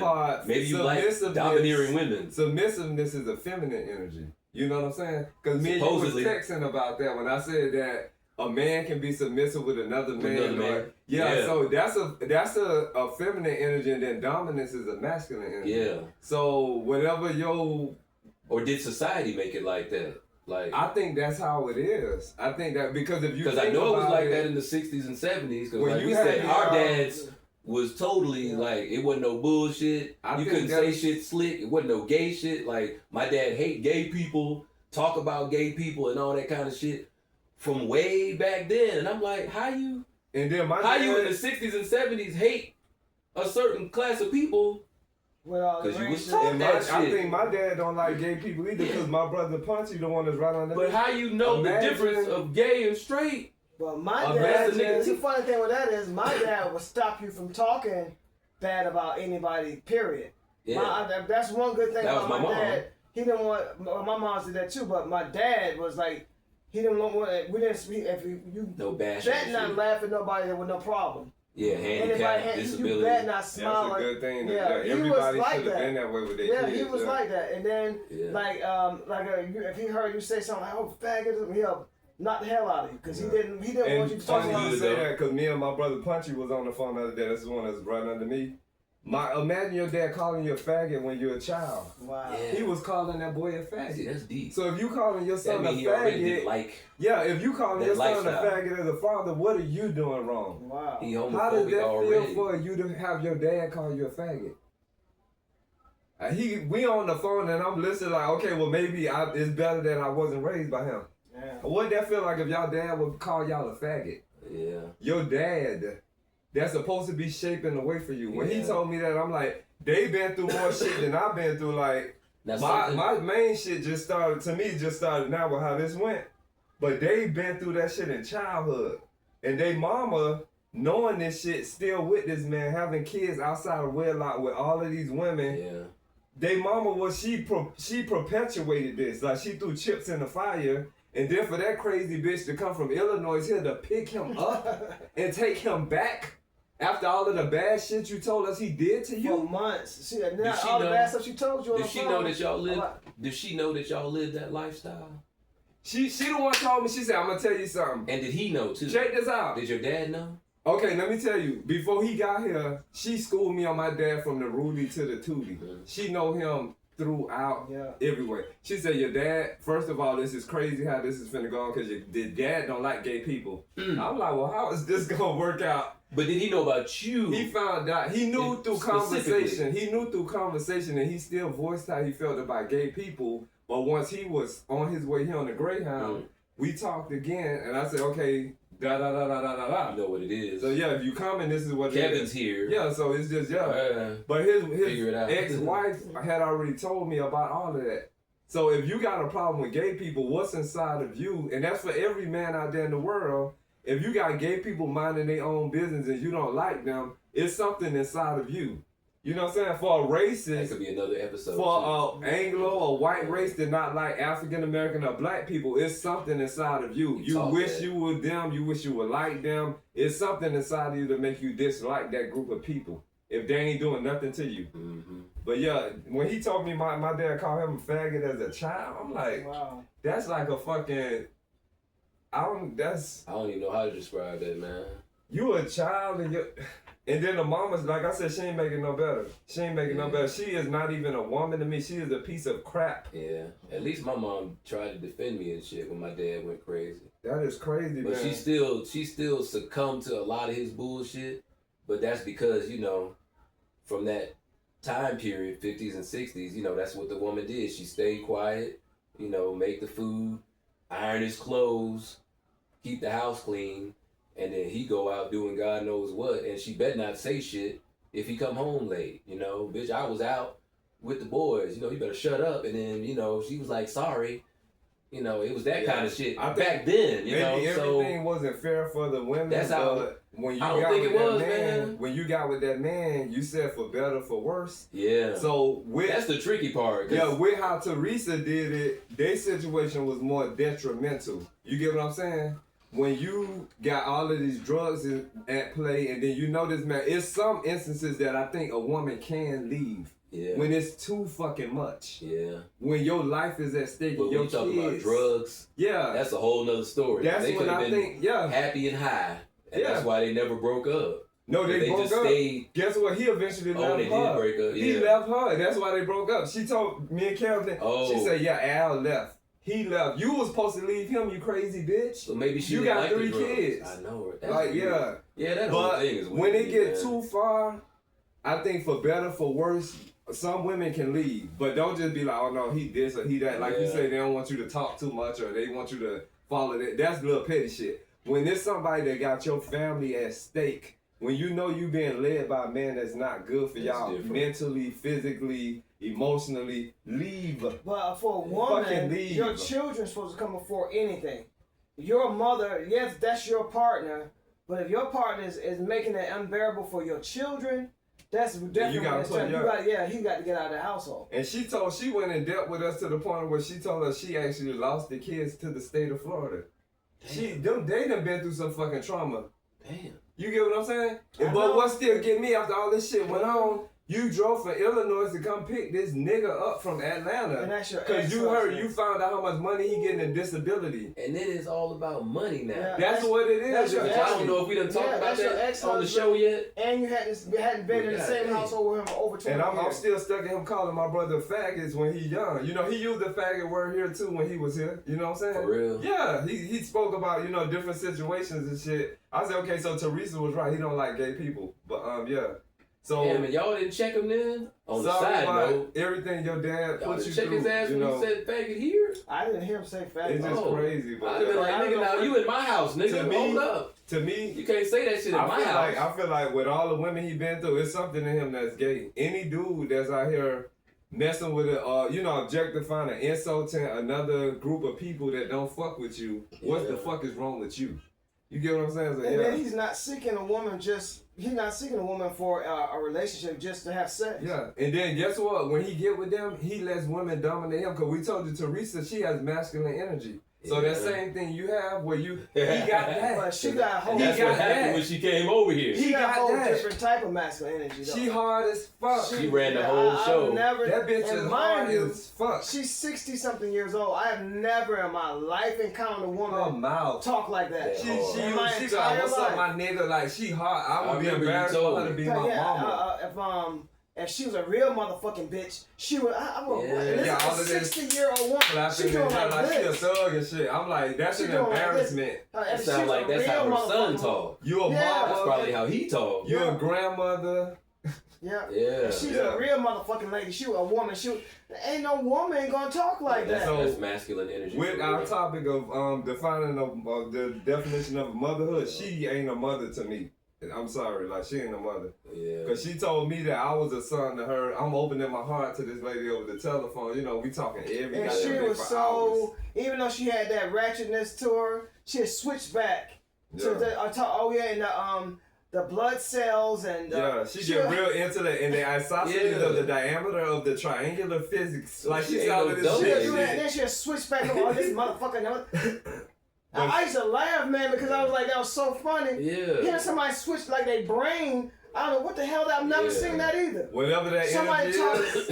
Like whatever she was like. She got that code switching down. Yeah, she got that book. Is. Whatever she read in a book, she would recite it just like she's reading it. Some people know how to memorize stuff and regurgitate it back to you. Yeah, and then the switch come on when this ratchet street woman come out. I'm like, what the hell? That's the true her. Yeah. Cause this the whole thing about being. Maybe she just memorized shit like a TV show. The whole thing about what people consider to be intelligent is based on how much you can remember. They base that on intelligence. So me and you having a game of Jeopardy, and I'm answering all these questions. Oh, Steve, intelligent as fuck. Am I, or do I just remember things well? And they're already answered. Like with Jeopardy, you just answering shit that's already answered. You just trying to remember the answer to the question. That don't mean you smart. You just remember the answer to the question. Even if it ain't Jeopardy, if we doing a bubble in test and I got all my shits right and you didn't, I just had a better memory than you did. That don't mean I'm smarter than you. That's why people say street smarts and book smarts is totally different. That's right. Common sense. And some people like to brag on that. Common sense can take you a long way, but without book sense, you can't make certain things. You can't pass certain grades. And I think both can be true. I just wouldn't bash no one group who's not street smart, because you remember I done been told countless numbers of times that I ain't about that life, and I'm like, what the fuck is that life? Street niggas, been to jail, sold drugs? Nah. And I don't want to be about that fucking life. What is the problem with you? I'm looking at this person like, the fuck? Yeah, shit. So you making like, it's an accomplishment if I've been locked up and if I done sold drugs and if I done got in trouble for fighting in public. That's like a stamp of approval. And I was like, I ain't about that life. But he said that don't fuck with me. Remember that? Speaking of locked up, my dad got a long criminal history. He's so been that's why I say if he was in my life, Oh, it wouldn't have been good. and see, you know what? Don't that do something to them too? It What they would've call been, it, institutionalized. He all When you've been in kind jail a of, lot, he it all do something kind to your of mind. in the And line. see, that's got something to do with maybe how he lies so much because he's just trying to survive. It's a bad thing. He don't have to tell the It's a truth. bad He just thing. got to survive wherever he at. So if he got to lie and manipulate and, oh, Steve, you're my favorite son out of all my sons. Yeah. Can I come stay with you? And then when he get here, okay, yeah, you know. That's what he And was when we doing. get all this Yeah. together, come pick me up. Yeah. Steve gonna take me here, Yeah. and he gonna take. Like he planned all that shit because he knew like Yeah. Yeah. you That's was how I gonna do feel. it. That's exactly how I Other feel. than he your did it. butt whoopings or your beat downs, I take that. Yeah. Your life, other than the beat downs, Yeah, I don't yeah. see. Even with you living with your grandma, because all us been through that phase where we live with grandma. Yeah. But other than that, I think your life was on. It was on a better. And I don't think I pace can. than a lot of- you know I don't what think I'm I can complain because at least I had. And then remember, At least with my mom, no parent, I had some kind of parent stability. is perfect. saying? Yeah. No, all parents are kids that fucking had kids. Yeah. And they had to learn as they went. But it's hard to realize that when you're a kid. Yeah. And see, It's that's the some whole of thing, them. and that's why it's good that we talking now. Because Yeah. maybe if you was talking to me at 14, I might be like, y'all don't know what the fuck y'all talking about. My dad's the worst animal in the world. Because I've But had. as growing up, it's like, although I had well, a lot of bad times with he my was dad. stressed out. I had some good times in there. Yeah. I've Yeah. had some good times in there. Like the last good time Talking I had about with the him, fishing trip. he took me on a deep sea fishing trip, and that was the first time I ever been on a boat. Not a big. I don't know if you yacht? call them a ship, Oh shit. but it was a fishing for the Damn. fishing thing. Yeah. It was like 70 people on there, Damn. Yeah, fishing. that's a boat. And they had the Yeah. power, they had the fishing rods that was hooked to some power rig. You bash a Oh button, yeah, that's a and it reels goddamn. in Yeah. the fish. So and there was that it was at damn, I almost said the name of it. How old was you then? I was like 23. Oh, so he was older. Yeah, Myrtle I had Beach? moved out. No, before Myrtle Beach. What's that? I was Jekyll Island. no. Damn, it's a where I'm trying to where think is of the beach. no where he took me deep sea fishing at. Oh. Where is what's that place called? Citadel? Columbia. No, not Columbia. Part of damn. I was Still in South Carolina. in South Carolina, like going towards Myrtle Beach. Charleston. Not Charleston. Is it Charleston? Cause they got water there too. Is it Charleston? I think it was where Hugo hit. Hugo tore that place up. Oh my goodness. Yeah. Now I know where that was, but That was can't like think in of the 90. name. That was like in Yeah, 90, in the 90s. 90, 91. Oh. Well, wherever, I think it was Charleston. I want to say But Charleston. that's where he took you though. We went deep sea fishing and Yeah, you got me thinking about that now. and we went deep sea fishing, man. And when the boat first went off, I was standing up there with all the people that worked on the boat, and they were like looking at me crazy because like everybody else was all the way in the back. Because you wasn't scared. No, because Yeah. it was riding and hitting the way, and man, that was Exciting such to a you. rush. Yeah. And then seeing all that water. Yeah, it's So Charleston. it was Charleston. It So says landfall on Sullivan's Island. Yeah, Charleston. yeah. So when we finally got in position, we were 70 miles radius, northwest, east, and south, nothing water. It was Damn. 70-mile radius. And when the boat stopped, and it was that rocking shit the boat does, man, I ran to the back of the boat and threw up. Oh. I threw up and like Damn. everything, and then just like that, I stopped. I went back to the front. I went by Damn. the So bar. you just had motion sickness. or Yeah, I something. went by the bar, got me a beer, Mm. washed my mouth out, spit it out, and then drank my beer, and I went and fished. I caught the biggest red snapper on the boat. Damn. I had like probably, I don't know, 40 big ass red snappers like this big. Damn. Everybody was like looking to see what I was fishing with. And that's my first time fishing. Damn. This was my first time fishing. Every time I put a hook, one of my dad worms on my hook and threw it out there, I was pulling that bitch in.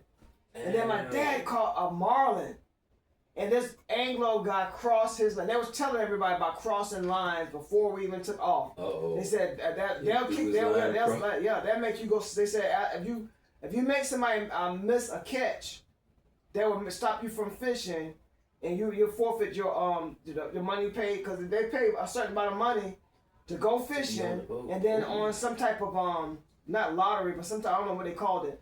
But if you want, like I caught the biggest red snapper stuff, I got money for that. The amount of money my dad paid for us to go on that fishing trip, we won it back, and then some. That's straight. I caught the biggest red snappers and some other big fish. I don't know what the name of it was. My dad caught some real, the biggest flounder. Herring. I don't know. I'm trying to think of big ones. Flounder, herring. My dad had a big flounder. Fish like Nemo. Oh, what was her name? Dory. Okay. Yeah, flounder. That's my stuff. I had to bring Nemo. Yeah. He caught What kind of fish it is? Caught the biggest, Sorry, Peter. Yeah, he caught the biggest flounder. Peter's like, watch your mouth. He caught that marlin, man. It was like a picture. That fish came out of the water like this. You saw his fin. You saw that long thing in his nose. And he went down, and they heard the lines like, boom. Wow. Oh, he got him. No, it popped. The guy crossed. The guy came over with his line the like other this. guy. Yeah. Oh, I thought you were talking about your dad. Yeah, but that's when it said dong. He crossed your dad's line. And it popped. Oh, man. Yeah. And he lost the fish. And my dad, man. Ooh. I know he was cussing. My man, now he was looking at him like he could have just ripped his heart out. Damn. He was like, I've never seen him that mad. It took him a long, I kept telling him, the guy came over and told him he can't give him the money for catching it, but he know he had it, but we just didn't know if he was gonna wheel it in. And then it was a money thing but too. Yeah. Like, bro, you made me miss some money, fool. Yeah, it sounded like that was a lot of money. Man, that look, ooh. Oh, I can imagine that. I said, you lucky we ain't on land. Okay, yeah. I said, that look. I said, if we was on land, there would have been a whole he would have been scrapping with that Pops man. might have been like, yeah, go ahead and take me to jail. Yeah, I'm gonna whoop this dude ass. He would have. But we got back on land, man. I was like, what's all this money for? He like, you caught this fish, you caught this fish, you caught this fish. Dang. And you had all of these reds, and he's like, nobody else caught reds, and where we were, nobody else caught red snappers with me. That's crazy. Yeah, man. We had, my dad had this big, you know how that you brought your dad that cooler. That cooler was so full that we had to buy those white ones. Like we had to buy some big, we had to buy some big ones off the ship to bring our fish back. Wow. So he was like, my dad was so happy. That's what I've never seen him. He was so proud. He was talking to everybody about me on the boat, and I never seen him that happy before. The way he was just standing looking at me when I looked up at him, I never. See, that's a good thing, man. And I think that helps the trauma and all of the other stuff. Every time you talk about that story, he light up. Every time Kel talk about that, he light up. Y'all know what? I can't remember having any good times with my dad. I can't either. You know, Kel been around me. So when I wasn't abused, alone. When I wasn't in trouble and I wasn't getting abused, I don't think it was nothing, you know. We might have went to Six Flags a couple of times as a family. Right. Don't feel alone. That's what English people say. They tell you something real bad, they say cheers. Yeah. So. But I don't think nothing besides a couple of trips to Six Flags as a family. No, we never did that. I don't think we ever did anything. And I'm just talking about as far as me and Dad, I don't think we ever did anything. So it's like that kind of added to the trauma too, because it was like, nigga, first of all, you ain't really did nothing for me. You was gone a lot. When you was there, you beat my ass.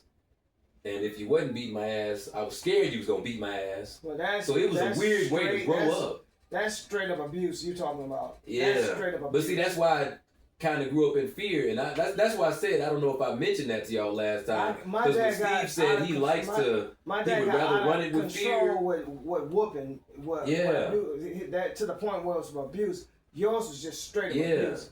Yours was straight. And that's why I was scared, because it was like you don't know when you're gonna get hit. I can't say anything in his defense for that. That's just straight up abuse. It's different ways to run your household with fear. If you're a balanced person, it'll probably work. But if you said he was, you can run it from fear of like alcoholism, fear of drug addict fear, and then you can just be a strict disciplinarian fear. Like that's the fear. I feared my grandma.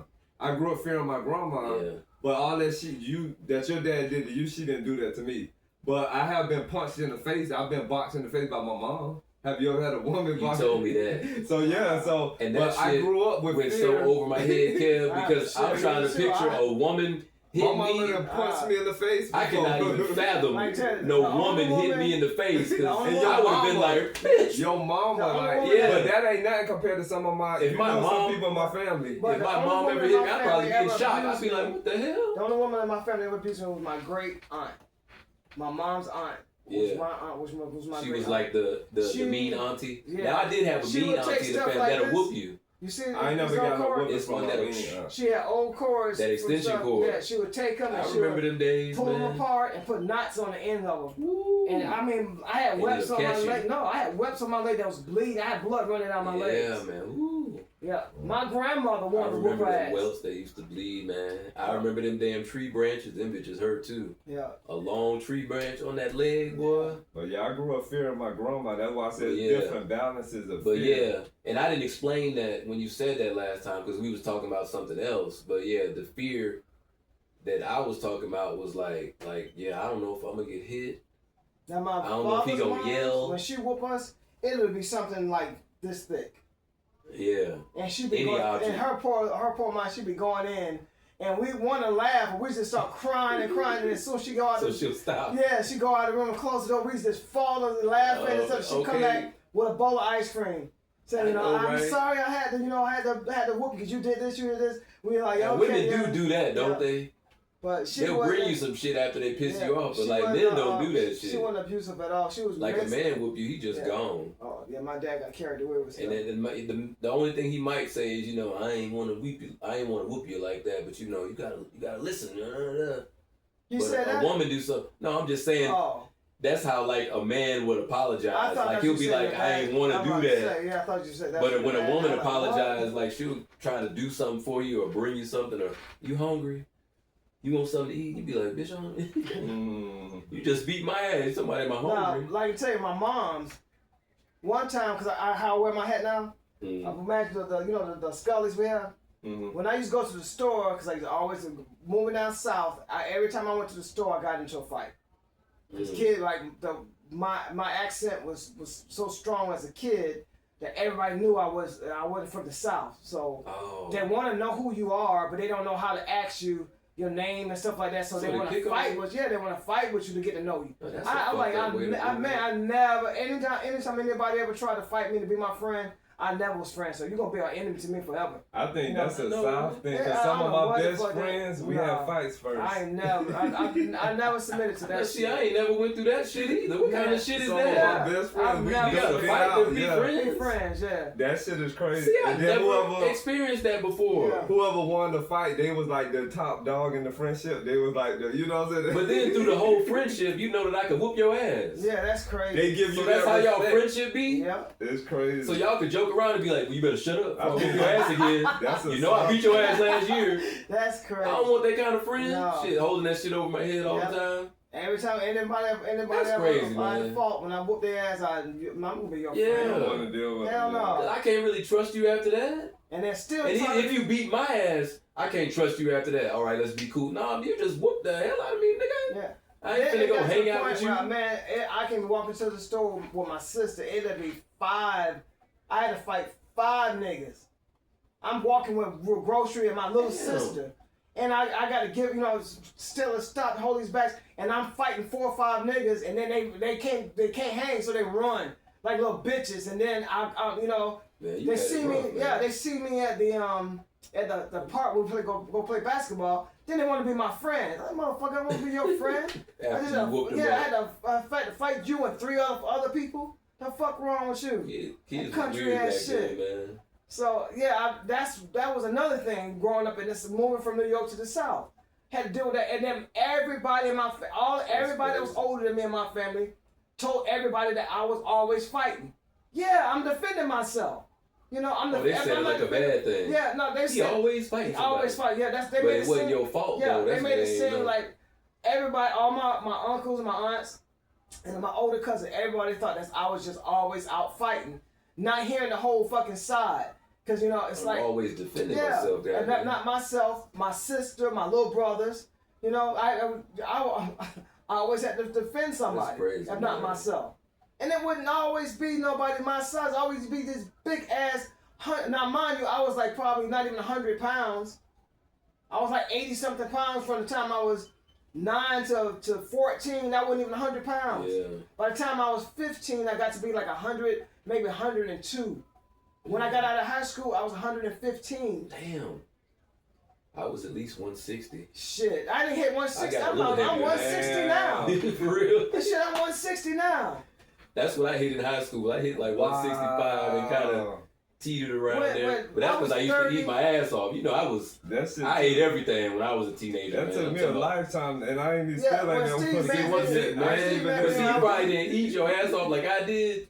You talking about carbs, nigga? From when I was 9, I ate carbs, soda, Man, I ate. chips, candy, Now, donuts. mind you, It better have some bread in it, some cornbread, some I rolls. was eating meat then.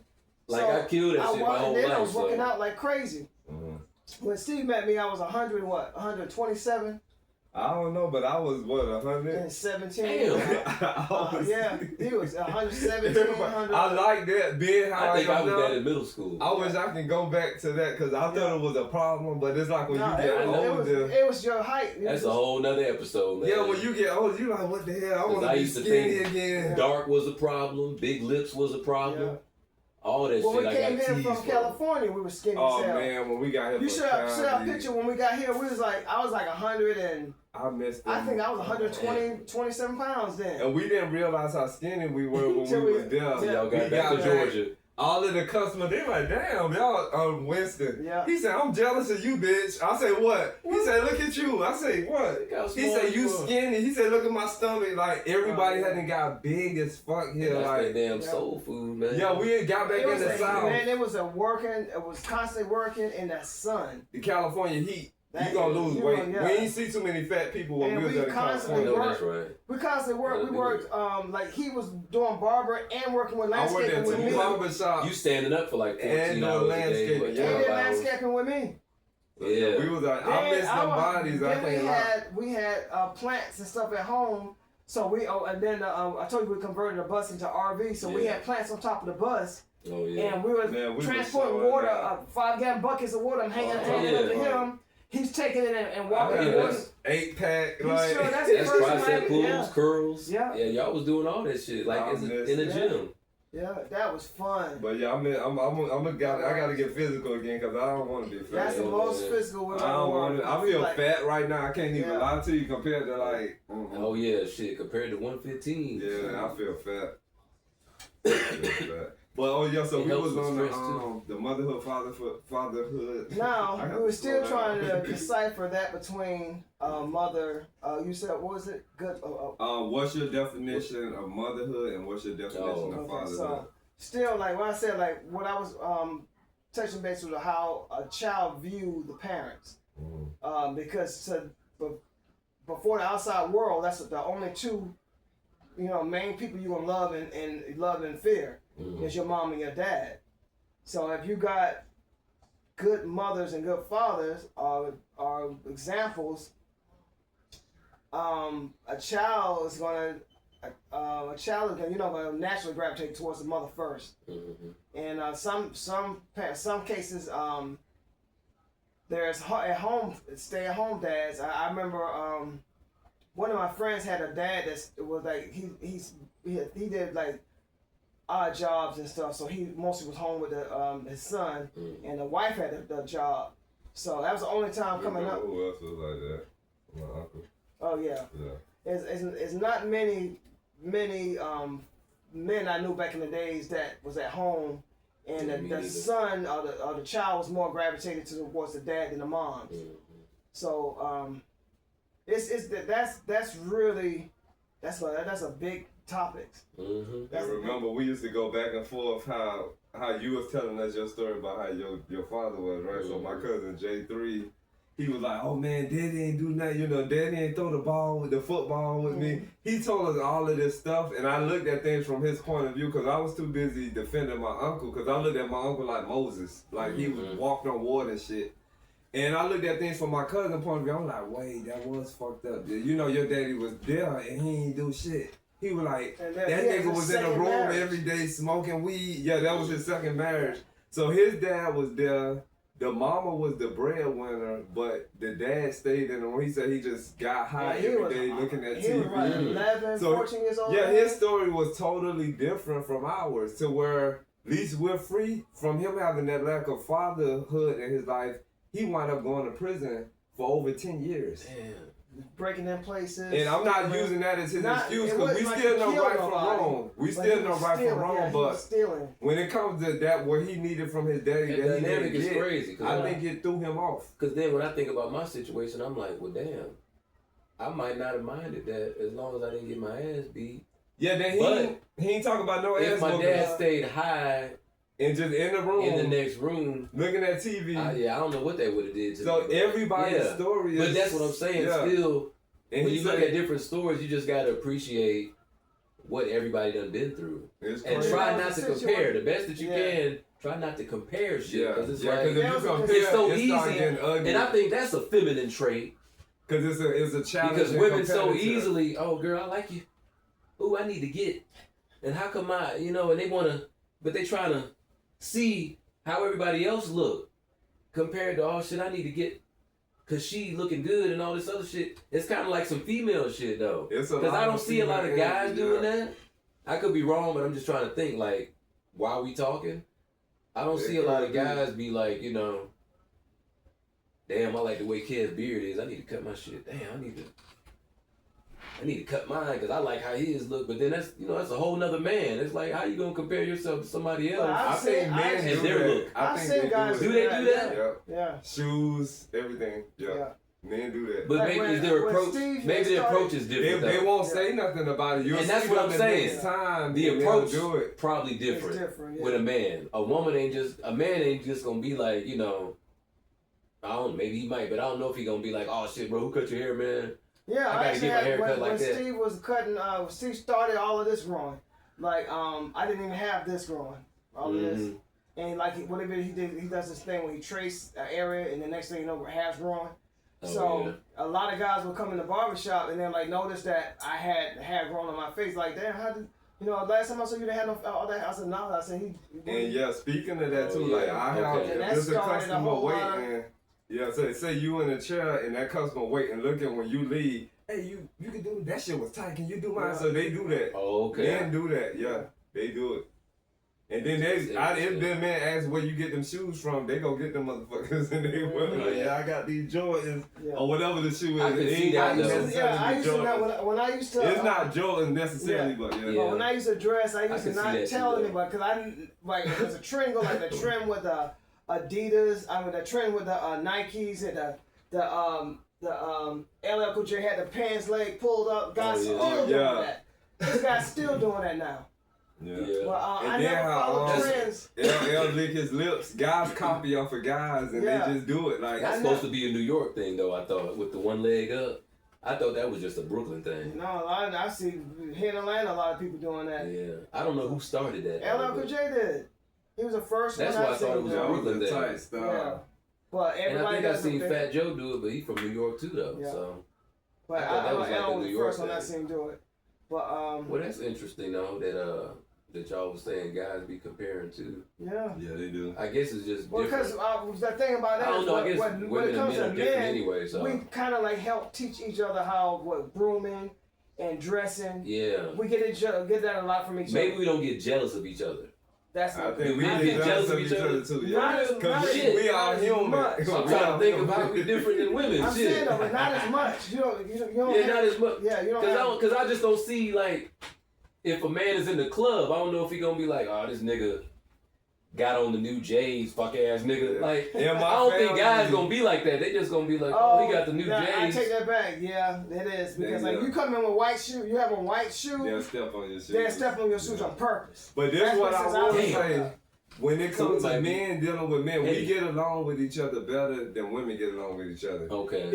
If we're dealing with each other and we don't like each other, we not gonna sugarcoat it. You gonna know that it's something about you. You gonna feel it. Now, women like, girl, no, I'm good, girl. Yeah, girl. They don't say, oh, that's what I like about bitch. When the girl leaves, that's what I like about men. we not like that. If I don't like you, I'm not even talking to you. If you'll feel something from a man if it's in there, you gonna feel it. But a woman, she'll rah Cisco. Be right up in your face. Then when she buy you a drink, get on my nerves. and turn around and be like, yeah, we gonna fuck this I bitch can't up. stand this bitch. I hope that bitch died. Like they Women diabolical like that Yeah, though. they are. So men are we not like that. Yeah. Because if it's something that I'm not feeling from you, or I feel like it's not a good reciprocation going on, I'm gonna eventually just do this. Yeah. We ain't gotta argue. I just want to walk away. Bad in peace. thing about men though, You know what I'm saying? when we do get mad, we might just kill a nigga. Yeah. But then Or we another might just thing- get a nigga jumped and see women might be like, you know, I'm gonna slash the bitch tire or write something on her car, but a nigga be like, no, when I see that That's nigga, different now. he gone. Now I'm gonna dead women his are ass. jumping each other, and then Women by the like crazy thing, dudes. they jump each Yeah. other. It Now could be it's two probably girls different. fighting, and while they fighting, her best friend over there beating this girl in her back and shit. Yeah, I done seen the video. They go the crazy I thing, seen y'all. the video. After they go through all that, they'll get back together again. Men don't do that. Yeah. If me and you didn't cross each other's It's line, something in us, man. they'll get But back with Once each you then other. jump me in a another group, like, Yeah, and then I don't another even thing, see you a no more. woman can cause a fight between two guys. Yeah. yeah. Y'all be best of friends. And that's too easy, but I think that's because men, I can't even think of the word right now, but like, we be so gullible with shit. Like, a woman be can like, cause a rift oh, between honey, you he was guys. talking something about you. Yeah, a woman can cause a rift between two guys, and they're best friends. They'll never be friends again. That's why I think Yeah. women are supposed to be in that leading role. Because Like some women, not all if women, you but hang, the if you majority hang of with three guys, she will date you, and she'll fuck those other two guys. Yeah. And then next thing you know, y'all all three done been best friends for 15 years. Y'all done broke up because of this. Stop Y'all, yeah. Yeah. It's crazy. Yeah. But yeah, it's crazy. But the motherhood and fatherhood, that can be an ongoing discussion. Mhm. Because there's good mothers and bad mothers, there's good fathers and bad fathers. And then there's some people that It's shouldn't all even have, perspective still. some people that just period shouldn't have children. Yeah, it's a lot of It's- that. yeah, it's a- a And lot like, of yeah, that. People like should you said, never have Kev, children. some parents are just, they were just young, fucked up kids, They got together, pregnant, yeah. and had you. Yeah. So, and now you looking at them like they're your God, they're your everything, but they don't know what the fuck they doing. And then look at So that. you grow up raised by Mhm. people that don't know what they're doing, but you're looking at it personally like, oh, you don't love me, you don't care about me. But in reality, they just trying to figure out what to do because they Yeah. wasn't supposed to have kids That's right. And anyway. they still got to figure out how to. And they gotta how to raise balance themselves. life- Yep, how to balance life out with a child. Yeah. You know. And the child's supposed to come first. I think you said that, Yeah, Steve. he's supposed Or one of y'all to, said yeah. that in a situation. The kid's supposed to come Supposed to come first, first. but if you're that type of I person can that's tell you, selfish and you there look was out for time- yourself, So this is how I feel about that. So I think when you get married, I think your spouse come before your kids. But if your spouse is fucked up, like how you said some of your situation was, them kids gotta come. Like if like my dad's situation with his wife, the way he was, her kids supposed to come first. But I think when you with somebody, I think that person first. I think that man that provides, when you fixing the meals, he get his plate first. Because if Yeah. it wasn't for him, Mhm. nobody would be eating. That's right. But if that man fucked up, if he an alcoholic, a drug addict, if he abusing you, like I'm talking about just fucking the family up, you got to go to that next thing, your kids. Mhm. So I do believe that spouse come first. That come before your mama. They come before your it's sisters, your supposed to. brothers. I heard that a lot Yeah. too. Yeah. But if they fucked up, you can't put somebody first that's fucking you up. Mhm. You And know they what I'm gonna saying? Fuck up the family, bring Yeah. the whole dynamic down. So when they come for that better for worse, depending on the, It's tricky, man. you know what I'm saying? And as a married nigga right here, it ain't always like that with the spouse come first, because I'm gonna say this shit, put it out there, because we healing, goddammit, and this is therapy. My shit wasn't like that all the time, and you know, she would listen to the other people in the family because that's what they used to.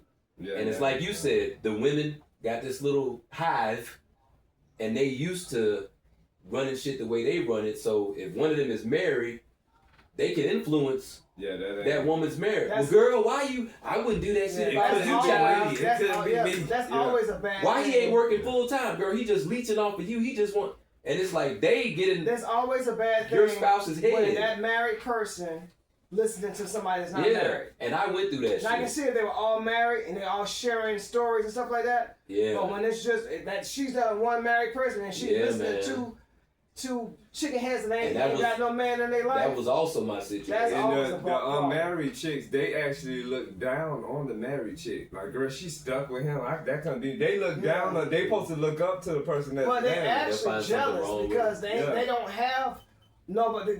I think it's kind of both too. Piece. They're just somebody They fuck jealous, piece. but at the same time, they That gonna shit find is something crazy. wrong Yeah. with your spouse. They're just somebody's fuck piece. They're not even they're not even women enough to be married. And my thing was money. You know, I got fucked over because I wasn't making a certain amount of money. I wasn't paying what she thought I should have been paying. But y'all a couple. And to me, that's when y'all a couple. to me, that's like some conversation if shit. you But make- to me, that don't mean you can go out and fucking cheat if you and make go fuck another $20, broke ass nigga. still, if you make I'm not making $20, enough. you the man in the household. She knew that when she coming into the whole story.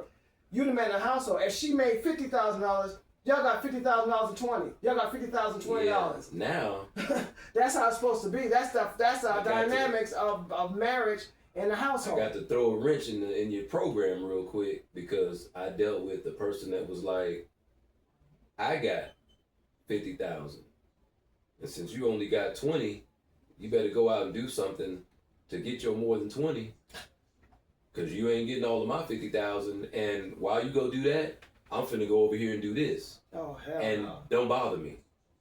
And the doing this is cheating and fucking another nigga while she wants you to go work. Oh hell no.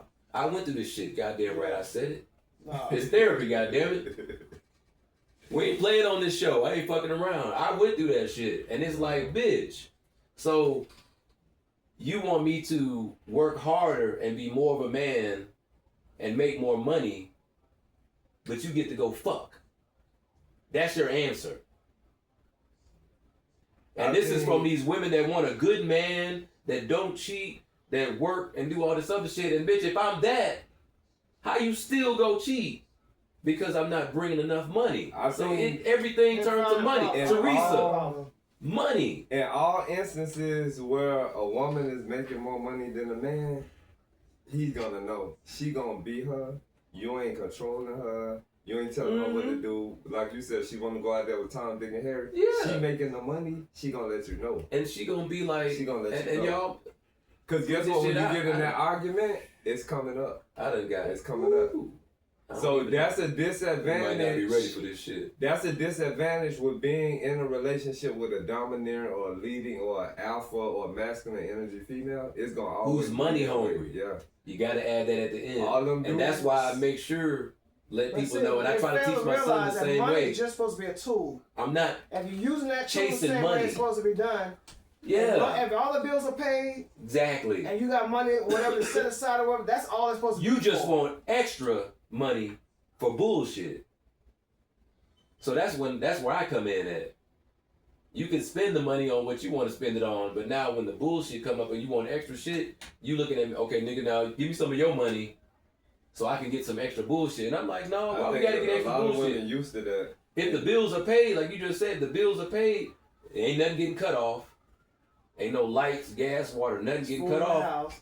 Then we got money coming in. No, bitch, you just wanted to cheat. And you know, You every just wanted to do what Making you an wanna do. excuse, making an excuse for something. Cause you You just know, every wanna do it. relationship where you see where the woman is providing for the man is always like a little boy. Like if she paying a car note and she buying his clothes and paying for his weed and he always like a little boy. He Yeah. not like a regal man. He like a little boy under her. And I think a lot of them like it that way, but somewhere down the line, guess what? They get tired of it. Cause they start that's the seeking problem. dominance and they start seeking like masculinity. yo. Yeah. And that's then it, even bro. if you're like you And said, you ain't gotta be even gay if or you're- straight to know this. All you gotta do is pay attention to human behavior. even if you're doing everything right, even if you're making the money, even if you're not cheating, can you're still coming get cheated home. There's just whatever she wants. That's what it's like. I'm gonna tell y'all something that's scary, y'all. Now this was a long time ago. I was probably before I got in the military. I had a female tell me one time, and I never did know how I felt about it, but every now and then I think about this shit. I had a female tell me one time that I could move in with her and I didn't have to work. That's a recipe. I thought about that shit for 5 minutes. You know, for 5 minutes, the ignorant side jumped out of me, and I was like, "Oh shit, hell yeah! I ain't gotta go to work. I ain't gotta do shit." But then that other side, you know, I don't know where it came from. Thank God it came out from around the corner. But it was like, nigga, now you ain't working, so you ain't doing nothing. So where's the car at? Who paying the car note? Who's paying the bills? If you leave, how you leaving? How you gonna do anything without no job? And then I was like, then I started thinking, what's wrong with this bitch? How you don't want me to do nothing? I ain't end up talking to her, but it was just weird that actually came out of somebody's mouth. Yeah. Any female if you live with me, you don't have to work anymore. I mean, that's a dominant female. Yeah, and it was weird because I was like, man. You was gonna have to bend every to way an ignorant, she wanted you to bend. To an ignorant nigga, that would have been enticing. Like, if I just wanted to smoke weed, sell weed, and not do nothing with my life, that might have been a good offer. But even way back then, I'm talking about, shit, I might have been 19. I'm talking about 18, 19, 20 when this was on the table. Like, I could have jumped on it, but I was like, nah, something about that don't seem right, you know? You would have had the boy down and... That was the beginning of some damn alpha beta bullshit, you know? That I avoided, but, you know, but only to end up, you know, years later talking to a bitch that's in love with money and controlling, aggressive. But like I said, you know, Linda, I don't know why I talk to these aggressive ass females. But you know, because I know Linda, like, maybe you just like them submissive, baby. I don't know. It's fucked up. One of our subscribers that we subscribe to, his name is Dave from the last podcast. And his most recent episode is talking about change. He said that we turn into different people. Like within 7 years, we totally different people than we were. So I think that. When I think about your situation with your selection with women with that energy, I think you need to use like whatever day you want to say the next 7 years be a totally different if you can do that. Because I think if you continue to choose that type of energy from women, I think it's not gonna, somewhere down the line you're gonna be like, I can't take this shit. This shit, yeah. But you know what? I'm not though. I ain't choosing that kind no more. But that's why I said in this depression, learning me stage that I'm in now, the more I start to learn me and love me more, the less bullshit I put up with.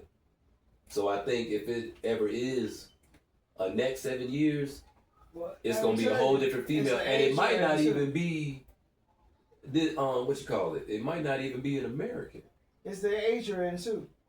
It's the age you're in. Yeah. Because once you get to a certain age, you start breaking off from all the shit that you previously did in the younger stages. You're getting more to the age where you need to start settling, and you need to settle down, and you want your life to be settled down. I think we all need to age with somebody. Like, cause like I was telling my dad that when he was here, I'm like, look, you know, once we start speaking out minds to each other, I say you going through this right now because you don't have a wife. I think we're not designed to be alone, so I think you gotta find that person throughout your journey where y'all can get old and then just see each other. And I always said that we're still young. We're still young. So you want to find somebody, and not just the opposite of you, but you want to find somebody that you can progress the rest of your life with. Yeah. And you don't have that extra stress in your life to help you get to those older ages with, you know, you ain't gonna have this problem. You gotta be able to communicate though. Yeah. And women are big communicators, so they're supposed to be. Yeah, they're supposed to be big communicators. But when me and you was talking, I was saying like, whatever we going on in our life now, I think I said something to the extent, imagine the next 20 years, I said that we'll be in our 70s. Oh yeah. So, in no relationship so whatever bullshit perfect. you putting up with now. Yeah. Imagine 20 more years from now. You still gonna be putting up with that same shit. Yeah. And in my mind, I was like, hell no. Like, and no relationship I'm changing perfect, that shit now. But I think the good gotta outweigh the bad. You know what I'm saying? And But communication, like as cliche as it is, communication is key. Because if you changing every 7 years and you're evolving as you get older, you gotta be able to verbalize that shit. Because like you said, Kev, when you get this age, you're not thinking the same way. Like when you 50, you're not thinking the same way like when you was 30. No. But if the person that you're with is still thinking like they fucking 20 something, you got a problem. Because it's like, bitch, you past 50, you in your 50s. You're not 23 anymore. No.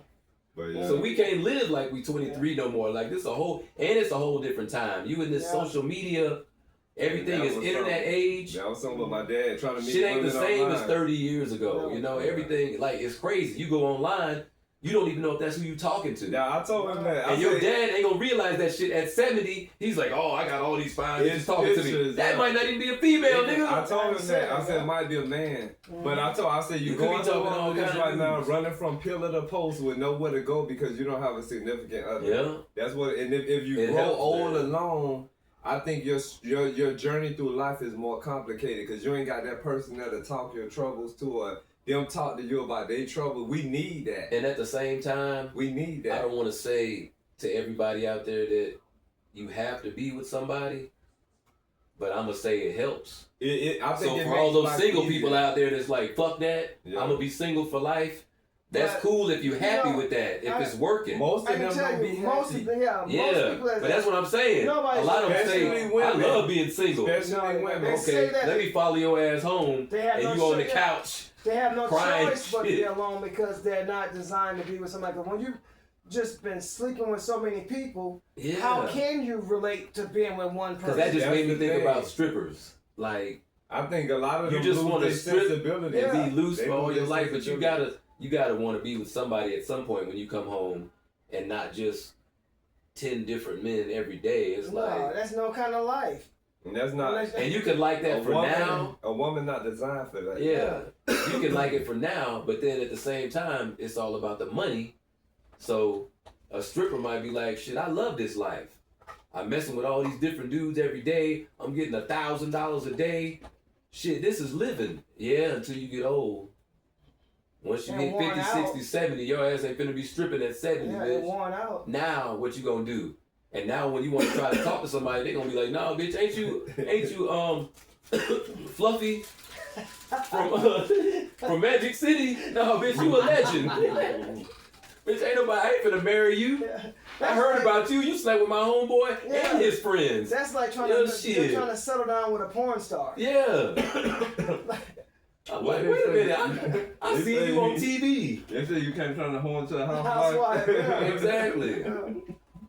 But So yeah, man, you might be making good money now, but you know, God bless the hustle, cause everybody got to pay bills and everybody need money. But it's certain shit that you can't do or you shouldn't have to do. You know, it's certain shit that I'm not gonna do, and I could be broke as hell.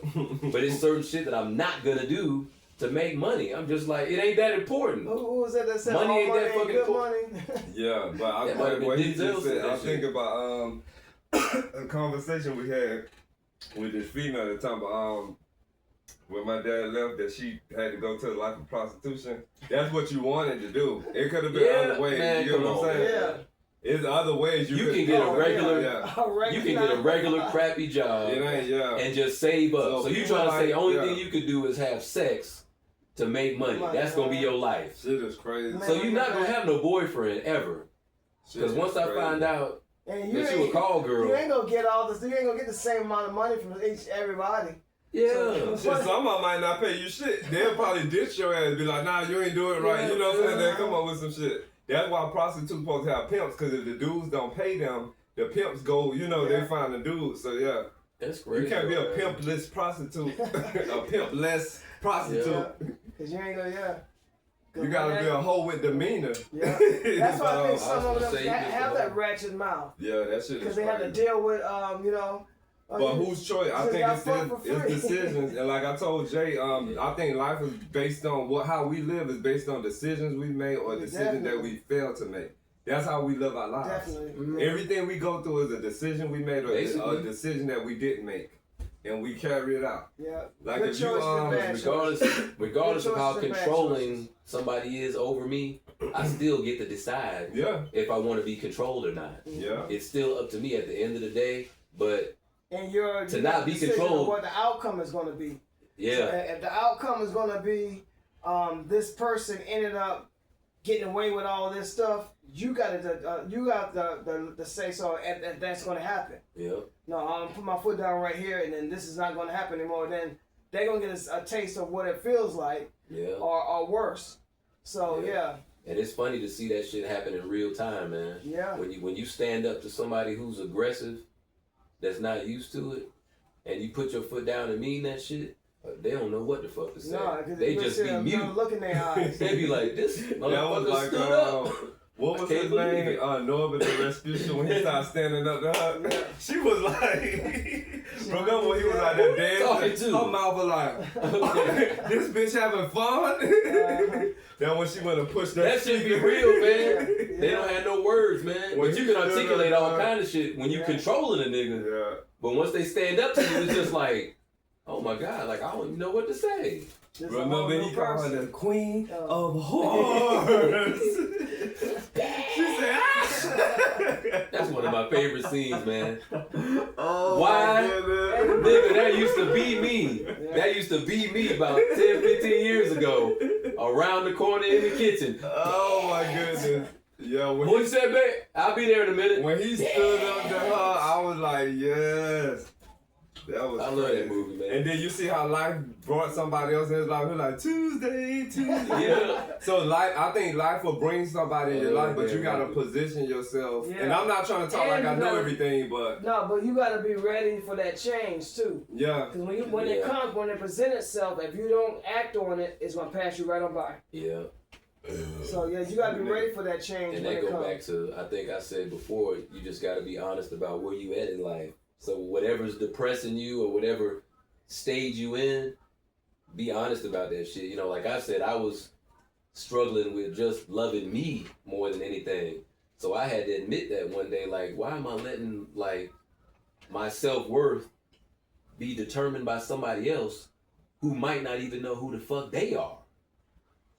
That shit blew my mind when I finally had that epiphany, because a lot of people that's controlling, they really out of control. They don't have no damn control. You just the ones that's following their ass. A lot of controlling people need that shit. Controlling people need somebody to follow them. When you to think feed about that it, ego or whatever. It's something there. when you change your life and your life decisions, that person gonna have to change too with your absence. They gonna change. They gonna go down. Because everything they've been doing to that person for all them years, they gotta try to find somebody else to fill that spot. Yeah. If they don't fill that spot, they gonna be bitter as fuck. So they gonna change too, and they probably don't even think about that. If you've been leaning on that person all these years, when they move and you ain't got no kickstand there no more, your ass gonna fall. So I think they realize that after that person is gone, and them quiet moments, they might call you for something they always used to call you. Come get the remote so I can turn the TV. You ain't there. The next dude gonna be, bitch, you better get that shit yourself. I ain't your fucking slave. Same thing. You know what I'm saying? So yeah, that person change. Every change brings about change. Yeah. So yeah, it's wild. But And I think I said a something lot like of that this before when we talked. from cutting hair, I've heard every situation you can imagine. Okay. So I got like banks and chambers of all kind of different situations. And I know in you my got head. months and months for me. Shit. And not to mention my own life We done talked about experience. so much bullshit. You know, because we go through our own life experience stuff too. So yeah. Hell yeah. But I think But talking is the key though. That's the thing. Yes, That's yeah. what I always say. Yeah, You gotta say the shit, communicate it, you know? yeah. I hate for somebody to be closed mouthed and expect somebody to know what they want. It's like I'm one of them people that you gotta talk with. That's just how I am. And now if you didn't grow up like that, I hate it for you. But bitch, if you're with me, I'm a fucking talker. So quiet to me is a problem. Now you're gonna get a different side of me, because if I like to talk and you was taught to be quiet and don't say shit and they'll come around, no, that's not how I was brought up. And that's not even how I developed myself. Forget how I was brought up. If I'm with you and you just don't talk, like, no, that's gonna be a problem. Like, no. You have to, and how you gonna be in a relationship and not talk anyway? you usually get women are more talkers. So I think like if you got a straight relationship where a woman is talking less, she masculine. Yeah. 'Cause men are usually the ones that It's they try to be weird, like, man. they want men to talk more. It's weird, man. So if It's weird to see the opposite yeah. dynamic of it. And not just with one woman. Like I told y'all about the friend that was trying to bash your ass. And And that's she's one of them ones that's kind of masculine. And I'm like, bitch, relax.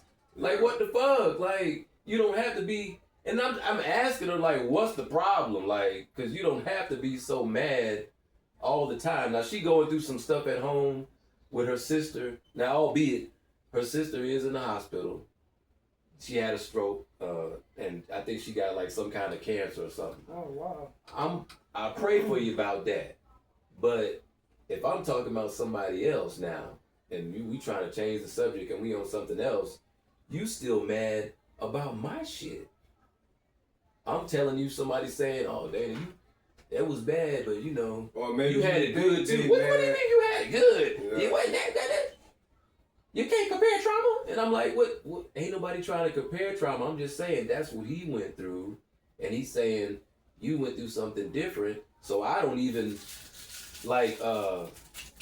But it's all, I can't even understand. It's all opinion. Like run into my room, like how you said, run into your room and slamming the door. Like nigga, I didn't have a room. Hey, yo, So you can't even relate to that, you know?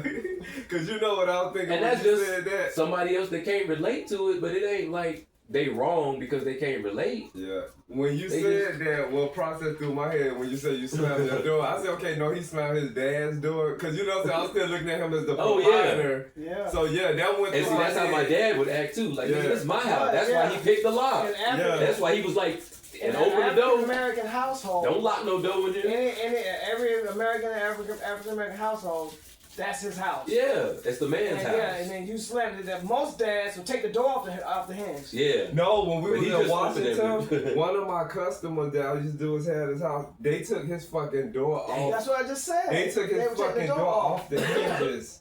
A girl I was a girl like, said, and this was a grown person still living at home. So he was like in his 20s, Yeah, a man, yeah, a man, yeah. and took his door off. He was supposed to be moved out So on he his ain't own. have no privacy. Before Shit. we left That's what I would Washington, he eventually got his own apartment. Cause while I'm doing his locks, I'm like, okay, he need me to speak something into him.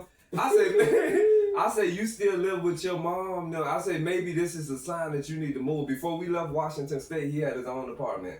I said, they taking your door off your hands. You're a grown ass man. Yeah, he in his 20s. Yeah. Yeah, But see, that's why I went in the supposed to military, be man. It was gone, like, yeah. I was like, I gotta go, man. I said, this is day dangerous. shit. You know what I'm saying? You almost 30 years old. You supposed to be out of here.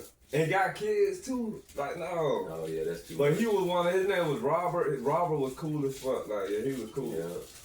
But yeah, I'm finna retwist his hair and speak some sense into his head. I couldn't imagine still being home Yeah, they took that fucking door past off the 20 because hinges. the way my dad was. I moved out at 15 and a half. Yeah.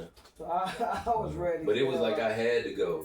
I was always ready. Like it wasn't just I think I'm ready to spread my wings and get out. It was like, nah, nigga, I gotta do something. But I know. I used to Now. threaten my mama I that know I was I gonna could've run moved. away. She'd Yeah. be like, go ahead. I'll pack my duffel bag and just Like mama don't play. Yeah, I knew I was able to move out on my own when I was 11. Because I had already figured out, I pretty much knew everything that Basic paying, of life. yeah, paying as far as paying bills. Bills. Like, Yeah. okay, light You bill, just didn't water have the bill, car yet. rent, yeah. Once I can get the car, I know the Shit. public transportation that helped me get around, and I can walk Yeah. anywhere. I can run anywhere. I know I That's like crazy. shit. I can do this on my own. that's a business owner mindset too, man. But yeah, You probably could have started your own business back then. Yeah. Shit. there's a lot of shit I wish I would have had. I always got older, I used to always said I wonder what would have happened if I would have just did it when I first thought about like running away. Because I know I would have made Yeah, I it. used to tell my I just mom didn't that. have. I just wasn't old enough to go into a place and fill out an application for an Yeah. apartment or. You had to or- be or- 16. I was shit. Back I'm then? talking about Shit, 14. No, I mean Yeah. to be on your own. No, you had to You had to be be 16? 18. Oh, You had to be 18. Some kids actually run away too. And I didn't look. And then that was the other thing. I didn't look when I was 18. I didn't look like I was 18. Yeah. I was so small. I looked like I was still like a lot of people think that I was 14 or Oh, 15 yeah. years old Yeah. when I was 18. All the way to when I was 20. Yeah, man. I got That's carded crazy, until I man. was what 30.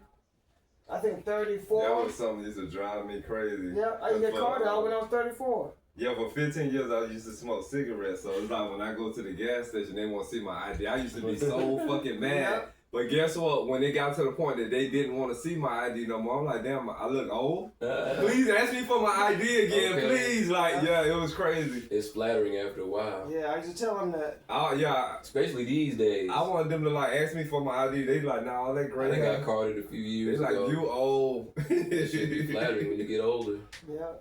But yeah, what was our other two topics? Oh, damn, I think we probably hit the mom and the I dad think we thing. went through all And of like you said, Yeah. that topic will just go on and on. Yes. The fourth one was It's a matter how of do you feel perspective. about politics? That's such a serious topic, Yeah, it is. man. I'm gonna start it off by Because saying I don't even know if we allowed to. Yeah, but none of my, I don't even know if we could talk about the recent events that done took place. I don't know. What? With the senator young that man. got shot. a senator? Can we even? Somebody else Was he a got shot? senator? Oh no, you Oh, talking you talking about about Charlie Kirk? Yeah. Oh. I think we can mention that. The last Yeah, one cause we like gave condolences. some shout outs to his family. Yeah. No, because I was just gonna mention that in terms of like politics done got so wacky now that it's like you don't even really know what each side is fighting for or fighting about, and it's so scary because now everybody got an opinion about politics that can go way left now. It ain't just about voting and figuring shit out. Now it's like gotten dangerous. now it's scary. Yeah. Like you can't even say that you supported Charlie Kirk, or you might get shot tomorrow. And it's like, what the fuck is that? Yeah, that's This shit was never like that 20, 30 years ago. You could be like, I don't like this person, and be like, cool. Now it's like, why you don't like? How the fuck you don't like Kamala Harris? You ain't black. How you don't like Kamala Harris? Nigga, I don't like her. Yeah, cause this. Why do I have to like If you her? don't vote for George Biden, you ain't black. Yeah. That's what he said. And God forbid I say anything bad about Obama. Oh, nigga, I'm finna die tonight. But it's like, why do I have to like, and I'm just using them as an examples, but why do you have to like what the majority of people like, and who the fuck is the majority? That's my only question. This is what I'm gonna say. If we all get You're to, not supposed to have your own opinion. if we all have our own opinions and we gotta vote for people, Mhm. then how come I don't get to vote? I gotta vote in fear. I gotta vote for whoever Don't let you think. nobody know. Can I vote for? I gotta look around and see if it's okay to vote for. And it was black people out there that supported Charlie Kirk. Yeah, So people don't talk about that. They want to say he was Young racist. guys that said that he wasn't racist. Yeah. And But the only thing and- the first and thing I heard elementary about school him and high school. was racist. So if I didn't read anything, I'd be like, fuck that motherfucker. He But should have got guess shot. what? Guess what? If I just went off of Be what I honest heard. with you, it's just as many African American Native races as it is Anglo American Native. I'm gonna just say it's just as many black races as it is white races. Mhm. But it's how Oh, you look at it. Yeah. Mhm. Throughout our lives as children, we on our point from our spectrum, we get to hear our black people talk bad about white people. I'm using those basic names. And I'm sure white kids heard their parents talk bad about us. So it's racist on both sides. Where the racism comes from, I think it comes from the Anglo-Americans, from the white people. I think they brought that to us. It was like a disease.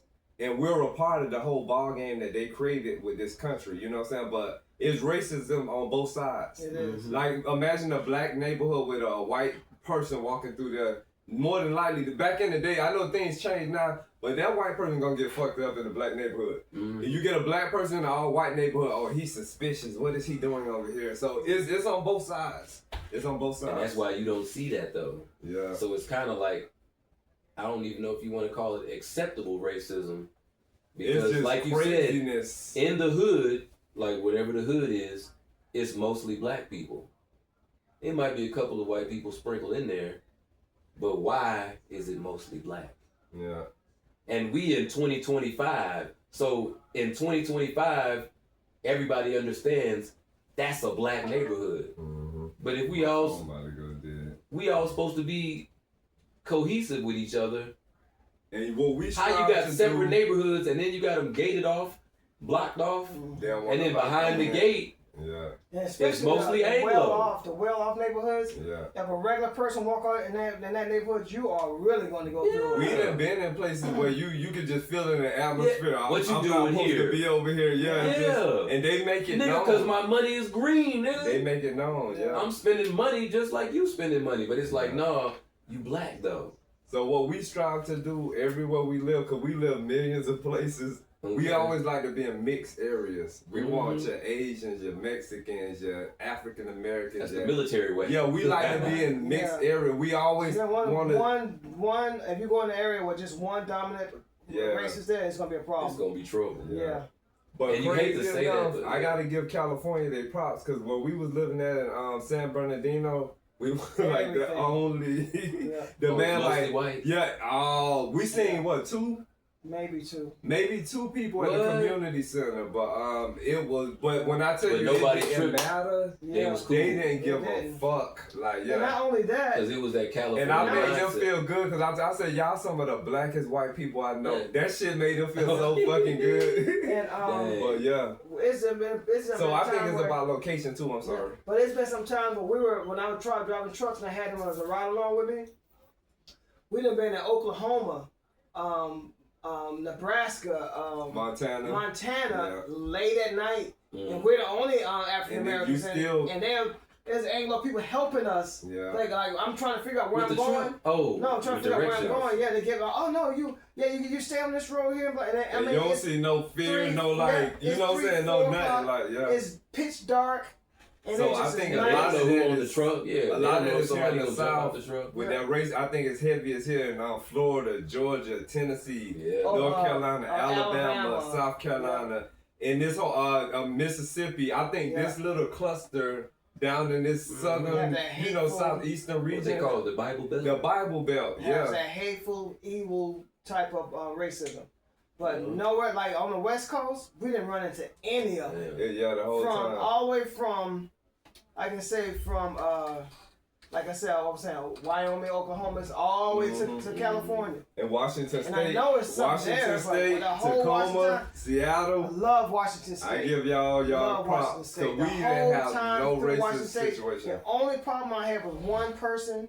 She was from Atlanta, Georgia. She was from Georgia. Wow. The Anglo that slapped him. Yeah. She was from here. She's from Atlanta, She Georgia. brought her Georgia customs all the way over there. No, like bitch. You can't slap no man. Every single person we met that was Anglo in Washington, sweet, beautiful souls. Yeah. Wow. Invite us over to their house for dinner. Yeah, man. We in these people's house.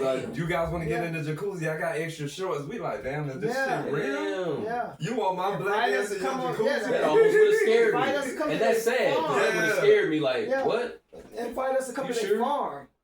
Yeah, it's just, it is. So I it's think sad that racist surprising thing is here. It's here. And when it comes to politics, the way I hear it here in the South, over there, they were like, whatever your shit is, we don't know, we don't give a fuck. The biggest thing they went over there in Washington State was sports. You better not talk bad about the Seattle Seahawks. Oh man, they'll fuck you up over the Seahawks. They'll fuck you up over the women. No, that's something that grows me out. Them women know sports better than the biggest sports man.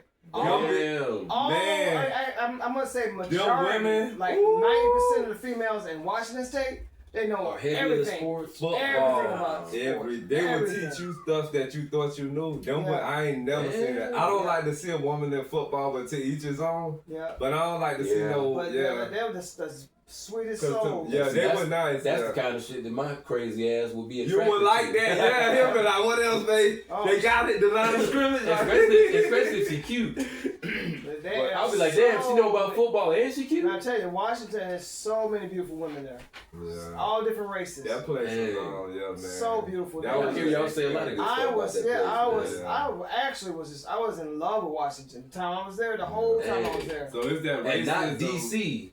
Y'all talking about Washington State, so that's the other side from DC. The other side. Everybody get that all the way up there by Canada, Yeah. all the way in the corner. But Texas, does Texas have that race? Because that's considered like South too, even though we're West. Ooh, I'm trying Would to you think. say that? My parents are in San Antonio, and when you go there, I was there in the military. You gonna see a lot of habla español and all kind of shit. Now, I was shocked when I went there to see my parents. It was like, nigga, everything's Spanish. Mexican. I was like, where the black people at? Spanish people, I love Spanish people. Black people sprinkled in there. Being from Miami, Spanish people. Yes. But is it racist? I don't know. Now, I don't want my Texas people to come after me.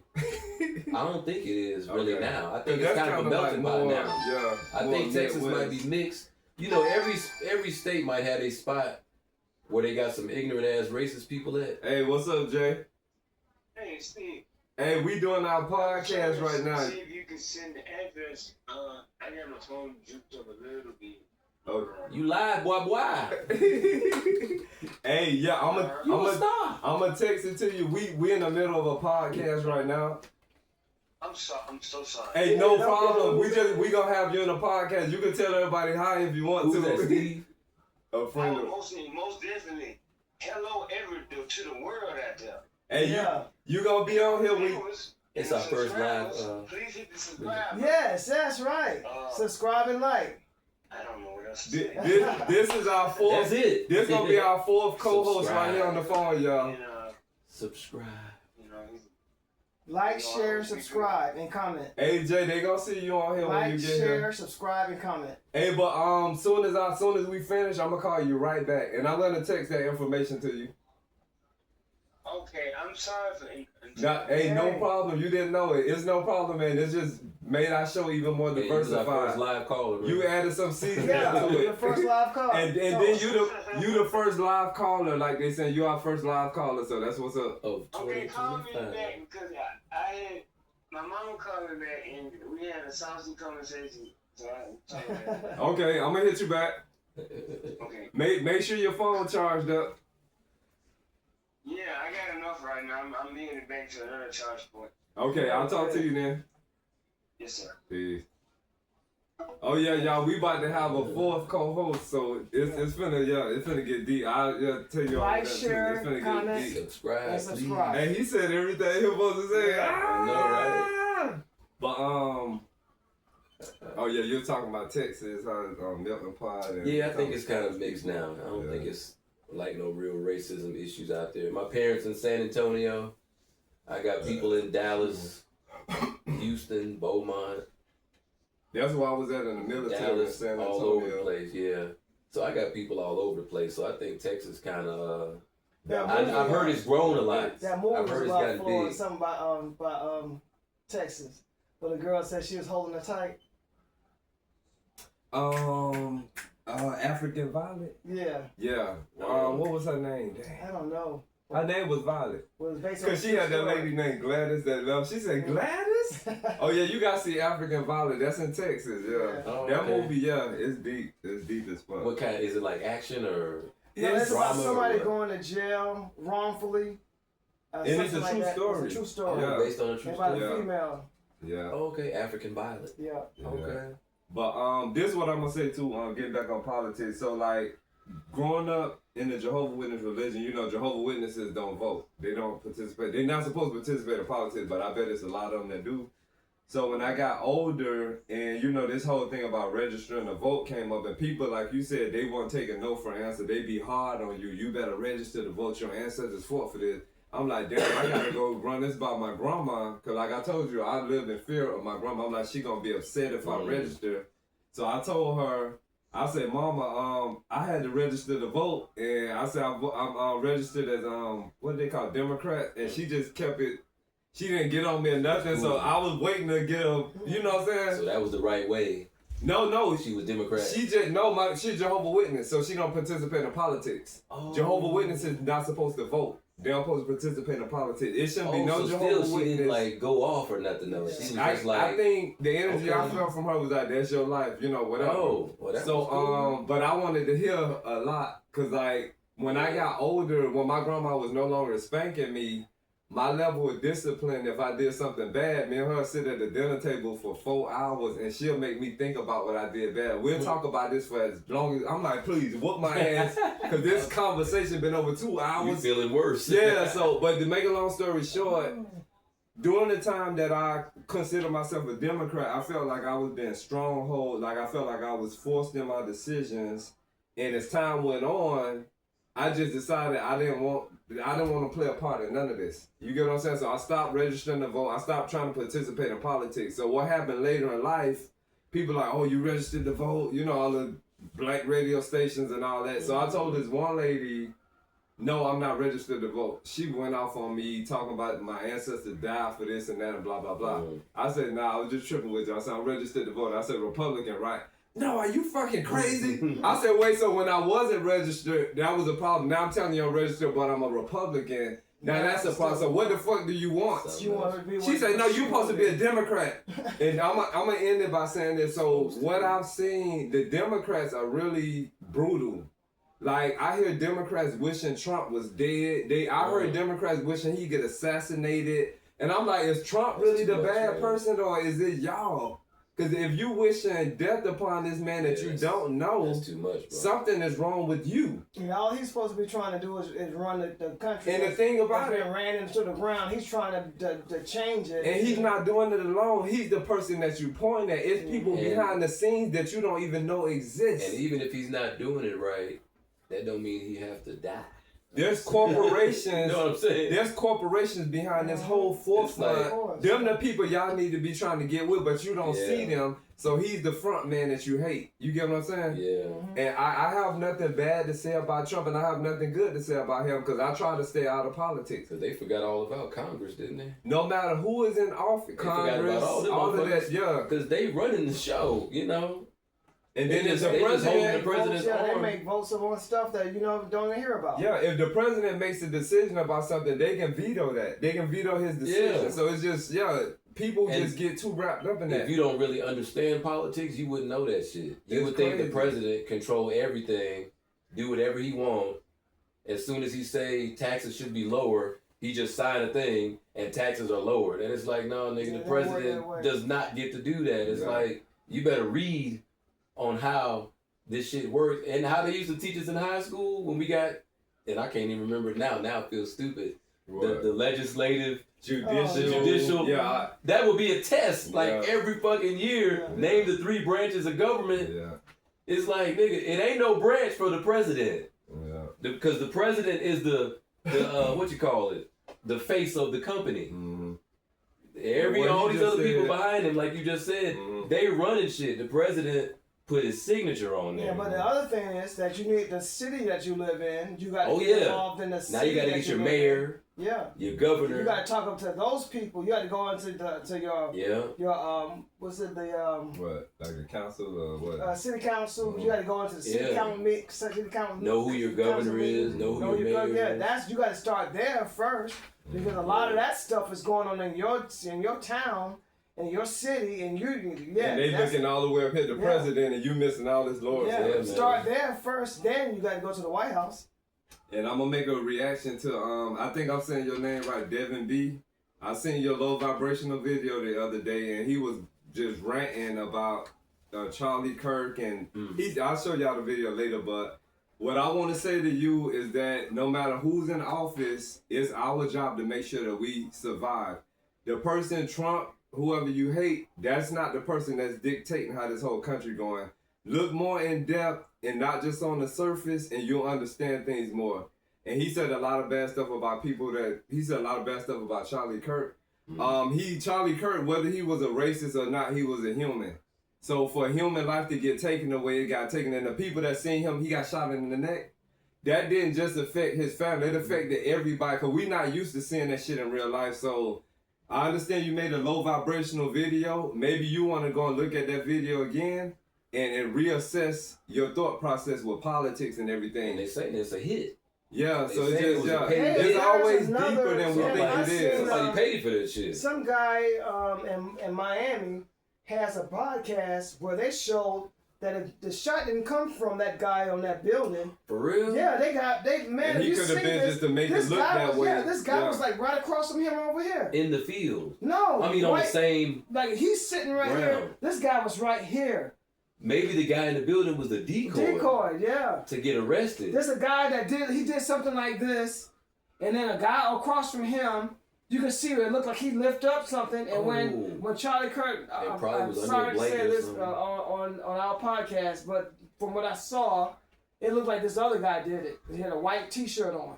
Dang. And there's an Anglo guy, and there's a heavyset guy, and the way he moved, and the way that poor man moved, it looked like he shot him. Dang. And this was on some guy's podcast in Florida. What they gotta realize, even if he was a racist, imagine a black person having a speech empowering black people. how do white people look at that? Yeah. You get what I'm saying? Mhm. So the people like, oh, he deserved to die, this and that. What if it was your race up there speaking your mind? Then what if it happened to your race? Then it'll be a problem.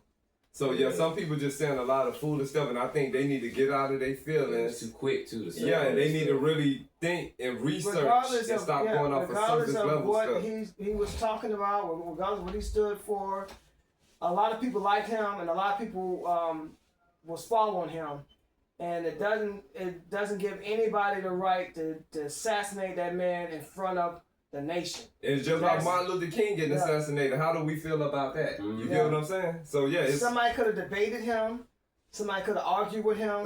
They didn't have to take his life, and then not take his life for the world to see. That was all sides wrong. and I was surprised when you told me that they showed everything. He showed this me, one I TV, did not- this one Hollywood theatrics. I did not want to see it. Yeah. If I would have known that I was going to see it, I would have not watched it. Yeah, and that shocked me because I'm like, how is this on Instagram? Like, this ain't no news outlet. I think this is fucking Instagram. I hope by now they pulled it because I don't think Our kids is on Instagram. I don't think watching this shit children every day. We not used to just seeing somebody in real like you life. said, it don't seem real. It's like, and then that brings me to my other point. We done got so desensitized in America. We don't even give a fuck about somebody getting shot in front of their wife. I still wish I never seen that. Like, dude, his wife was right there and got 2 little kids. That's horrible. And not to mention And the then- other people that were there. And then his wife got to look online and be like, he deserved to die. That's crazy. That's crazy.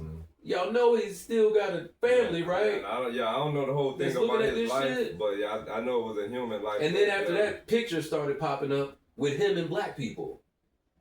So It's now all y'all always people like saying he was racist. Yeah, it's How the always hell like he that. hung out with black people? It's always like As that. a younger person, not yesterday. Somebody showed a picture from years ago when he was in the house with a black girl. Like playing video games or some shit. You know, tell them how that all go, yeah. But he's racist.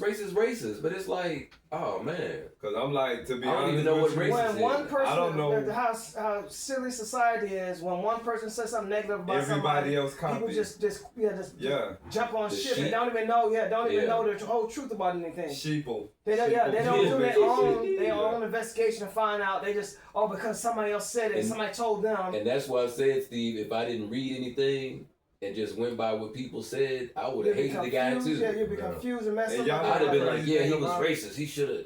I never heard of him until he got shot. So Me how either. big of a Me either. racist is he if Yeah, I never me heard either. of him? Never. Yeah, so it's just, and people coming When out I the first heard woodwork. about it, I was like, who? Did you hear about the Charlie shit? Who? Yeah. Yeah. So if he was just Who big is Charlie? time, nasty racist, we would have heard Yeah. something about him. You know what I'm saying? Never heard of him ever. No. Because I'm telling you, when I first heard, I almost didn't look at it. Yeah. When they said, oh, he got shot in front of everybody, I'm like, man, people get shot all the For time. some But reason everybody now, my kept phone posting it. is constantly sending me. The algorithm.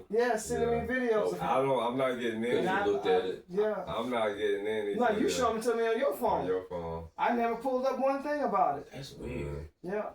But shit, all of us might get it now because we talking about it. You know how to. But I don't get them no more, though. That's I just saw crazy. that on somebody else's But page. that is really sad. That I That is follow. really sad. I feel sorry for his wife, and then they had children, his children. And I think that's Little horrible kids, man. that for the rest of their life, this is on the air, and it's like you can just pull it They up. have access. That's horrible. Yeah. That's no way for no. And that's why I said politics done got so fucking wacky now. It's like, what's really going on? Are we really involved No in one politics, should or lose their life. does somebody already have all this shit figured out and they just using the voting shit as another tactic? Nobody What should I ever think- lose We don't their really life gotta over vote. a choice or a comment that they made. Nobody Yeah. should. Yeah, I mean, unless you out here hurting other people, physically hurting Yeah. other people.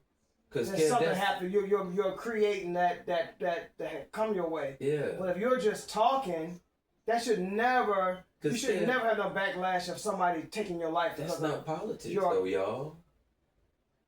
Yeah. Politics is not murder. If he's talking. You're not supposed to. Debating intellectually. is not murder. Now I'm gonna say this: if you up there saying, "Kill the niggers, power Yeah. to Oh, power Steve. to the whites," Now, if you up Steve. saying, I'm not saying you deserve to die, but that's a whole nother level of something. And there's been people that been like that and they didn't get killed. They didn't get killed. How come all the Because you got the Klan Ku is Klux not Klan. Woo! We said it at the same time. But I'm just, when The you Ku said Klux that, Klan, I'm like, how come they're not all dead? Yeah. Mm-hmm. And they've been speaking. And they some have strong rallies. Yeah. And if you know, And those people say, mm-hmm. kill the niggers. Yeah. And the Jews and And ain't nobody saying shit. no. It's crazy. They got a whole group. It's Yeah, crazy. But then if we have the damn Black Panthers. I just said that. Oh, wait a minute. They disassembled the Black Panthers, but they didn't do anything. That's this country. Yeah. That's this country. They disassembled the Black Panthers. When the Black Panthers started feeding neighborhoods, they took that away from them, and now it's still going to this day. But the Black Panthers were the first to do it. Yeah. They had free lunches. I heard about And that. now It they might got- have been on a movie, but I heard about But that. now they got citywide like places that have free lunches. Mm-hmm. So that was the only thing that they took from them that's still going on to this day. Yeah. So this is the thing I think about America. I think this is a brilliant company It too. is a company. It's a company, that's right. But I think that how we looking for that peace, I don't think it's ever gonna be here because I think that we're not supposed to be here. The way this country came about, we're all mushed together and forced to work it out.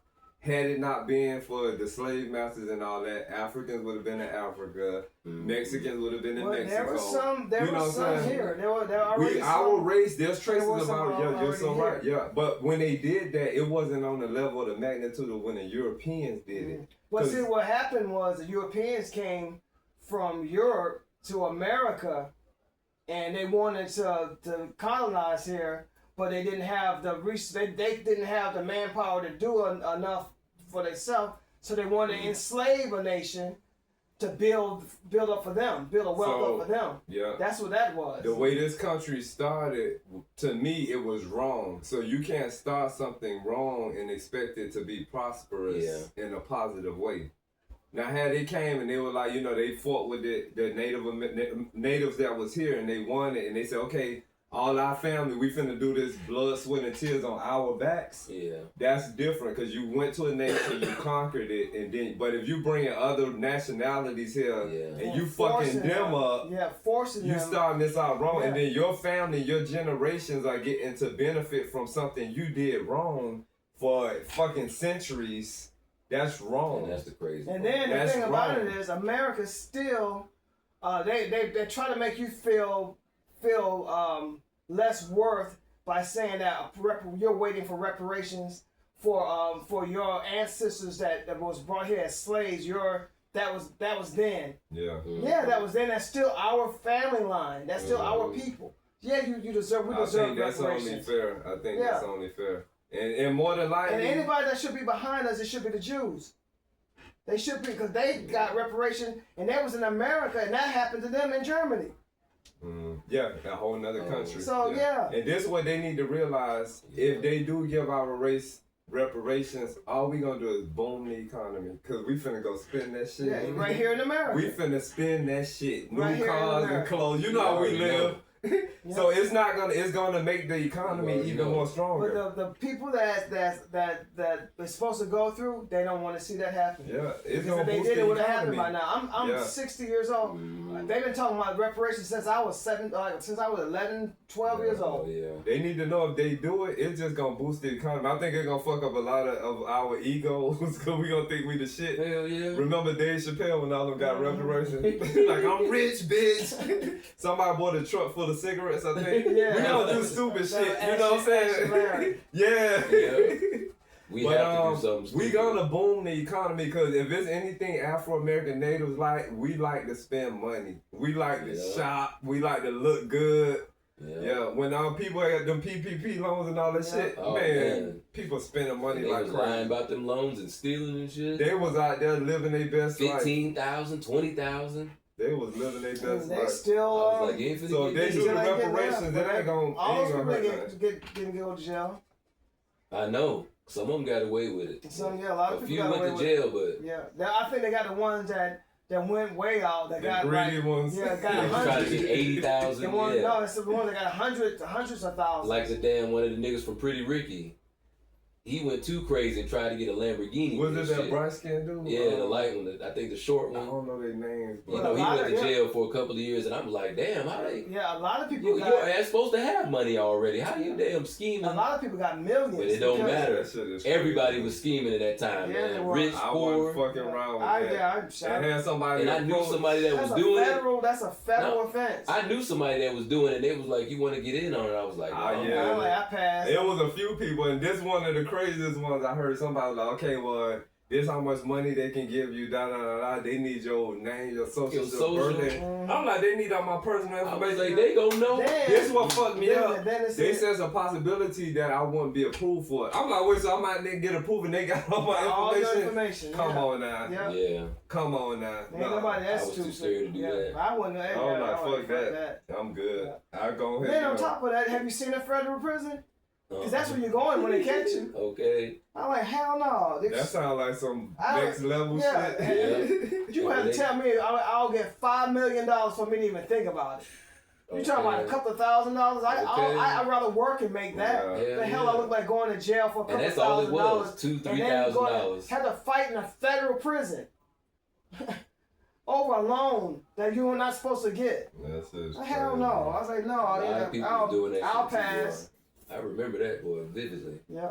Yeah, that shit is crazy. Hey, y'all, so we've been going 3 hours so far. So. Damn, I think we did a wrap. This was a pretty good. Cause I didn't think we was gonna go that long. We Yeah. covered a lot, though. We covered a lot. Yeah, we touched a lot of nice And we spaces. went back over my favorite As we topic, always too. Good old And I'm depression. glad we cleared that up. Cause like I said, I didn't want you to feel like we was making light of your situation, and that wasn't what my intention was. Yeah. I Me just and wanted Steve you had to see- already talked off camera, but I just wanted to air that bitch out. Yeah, then, you know. That's why I'm glad you brought it back up, so I can let people know, like, you know, and us everybody got their opinion, but like, don't be talking shit to me about what go on this show, because we trying to heal each other, and this is therapy. Hey. We keep trying to tell these stupid fools this is our therapy. No. How you gonna get mad at therapy, nigga? No, check this out, D. I'm trying to heal. Like open therapy. Check this I'm out, trying to though. heal, and you get mad at me for healing, you stupid ass. They can talk, they can say what they want to say, but when we find out, we have a response. So maybe Yeah. we're helping them too. Yeah. You know what I'm saying? So let them continue Yeah, to I talk. hope so. Put some stuff in the comments so we can, you know, we can go toe to toe in the comments. But continue to have your opinion and say what But you then say. I bet they ain't gonna watch the show now. Hey, if they don't watch the show, They ain't gonna watch the show. What you said, if it ain't one person there, you said it's gonna be 5,000 more people. That's You right. said that a long time ago. So Yeah. We done touched over 76,000. Oh, thank y'all so much yeah. for We everything. done Yeah. touched over 76,000 Hey, y'all. views. This has been a long time in the making. Yeah. This channel has existed since 2017, and a year ago, Actually, 2002. no, 2017, because when you go on the YouTube, Official. it tell you when you started the Oh, channel. I thought you were talking about. I know what you said. This Yeah, I'm- vision and the dream has Oh, yeah. existed since 2002. With the actual So channel. the life of what we're doing has been alive now for over 20 years. But the channel has been since 2017. Within that time, Before music has COVID. been put on there from when we was on the West Coast when I was rapping Rusty. Kel probably was singing Rusty. I wasn't even singing yet. You was on Drive. That was one song. Okay. And that was. And then the stuff we did at I was singing pitchy. at the show. But we got so much better since 2017, and over the past probably year is when I really got serious towards getting those 1,000 subscribers that we have, and you know the necessary watch hours to get you eligible for monetization, which we're doing excellent in, and we want to thank you. We talked about that shit so much. Yeah, I was on there putting all Like, kind of share, music subscribe, videos and everything. comment. Please Completely. subscribe. And thanks for all Comment the too. people We that's appreciate buying our y'all. music. D. Jones, Steve Osborne, and Kevin Upson. We appreciate you. Immensely, y'all. Thank you. Cash apps. We appreciate you. And continue you to wanna watch, give your cash share, app again? subscribe. Do you need to? So we had You gonna type $ D Jones with 2 Z's at the end. That's right. $ Stevie Osborne, $ Kev Upson, Cash App. And I'm gonna have the PayPal for y'all next time too, cause I don't know that one by heart. And we had something else too. But yeah, Zell. we I got don't know. Zelle. I don't know We what do Zelle Zelle? I don't is. know. But yeah, people, man, we I appreciate the money. Yeah, everything adds up and becomes something big. So yeah. For sure. And pretty soon we'll be at this level where y'all can super chat us and stuff, and yeah, cause we gonna keep growing with this. Oh yeah. And Can't we wait got for a- that. got Can't a wait for the fourth super co-host. chat, boy. Yeah, we got a fourth co-host on the way, so get ready for his name, Jay. And yeah, Yeah. he in need of therapy like all the rest of us. Again, Freedom Star Podcast, featuring Steve Osborne, D. Jones, and Kevin Upson. We appreciate everybody. Like, share, subscribe, and comment. Thank y'all for listening, man, for real. Yeah. And what y'all call and say? Take that, take that. Oh, the thing is, y'all, the speaker said, y'all ain't using me. Yeah. Oh, what's up, Dave, at the last podcast? Yeah, I'm going to give you his link too, D, because he's talking about change. There we go. I think I subscribed to him already. Oh, you did? Okay. Yeah, 'cause I'm trying to help him get his numbers up. Okay. Um, Cause I'll be looking at the comments. Yeah, oh, And you then going. if they got a channel, I try to go to it and subscribe. He's a good dude, man. His channel. I went to Linda's channel. Okay, you see all the dancing Video. The next day, I was like, this lady crazy. her videos came up on my phone. Yeah, for real. Yeah, I gave my wife and I was like watching it. Yeah, she dancing. I got some things on my mind. Let me talk till I'm free. Mental therapy, whatever you want to call it. There's been some things bothering me. I gotta break free. Time for me to finish what I started. I got my heart in it. Standing on 2 feet, 10 toes deep. Baby Somebody steps, said that though. They said the phone can hear. whatever you believe, lifestyle you treat. This is the place where we all meet. I'm talking freedom. They said one camera still be on. Energy from the stars, receiving advice, some words and always nice. And just to make a statement, saying China frequency high, spirit contact, emotional climax, forgiving, not forgetting, divine energy. No task, eat pen, pull out a check, come on, let's check for a minute. I'm here.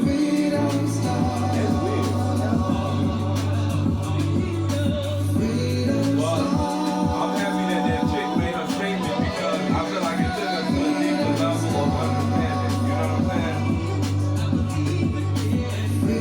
Because it made me.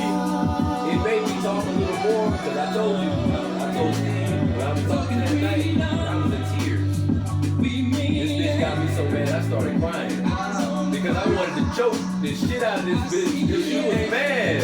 She was mad, Kevin. I was like, what the fuck you mad at me for? And I'm trying to tell you my truth. And I'm telling you another man's truth that you don't even know. And you talking shit about it. But like You I don't told even know this nigga. if she don't mean nothing to you, it's the opposite. Yeah. It's just that simple. And see, we have a little history. So it's like, it go a little deeper. That's why I said she ain't gonna watch this shit. So I already know she ain't gonna be Your looking at attention it. came from how passionate you are about it. Because this show is passionate right here, man. We talk always for almost 3-4 hours straight without nothing like it's rough. So that's a I ain't never seen no podcast with 4 hours long. Maybe an hour long, maybe 2.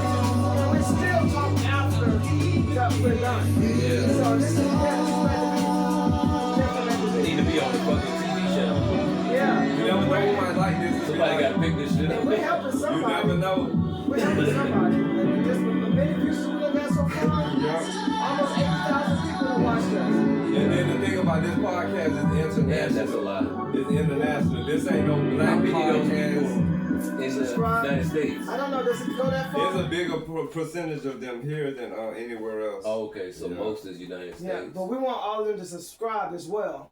Yeah. Other than just watching, we want them to subscribe. Mm-hmm. Do you see the countries that subscribe? Isn't it? We got any in Europe? So we got Japan? we got United States, we got UK, and we got another continent. I want to say Japan. Asia. Okay, that's So, good yeah. Japan shit. Cause those are the three for me. Those are the three main countries, and Yeah. Africa. You know what I'm saying? Yeah. 'Cause, Well, that's Africa. good. We got a lot of African subscribers too. So yeah, and the numbers just keep going up every day. Yeah. So yeah. That's good. But to When make Asians them love numbers you. go up, Asians me, love you to death when they love you. Yeah. yeah. Me and Kev have a system that we do. It's real tedious, but yeah, they correspond and yeah. We gained this system of getting But as far as the subscribers. states, California is number one. And then like I think We got our biggest states that support us is California, Texas, New York, Florida, and the Okay.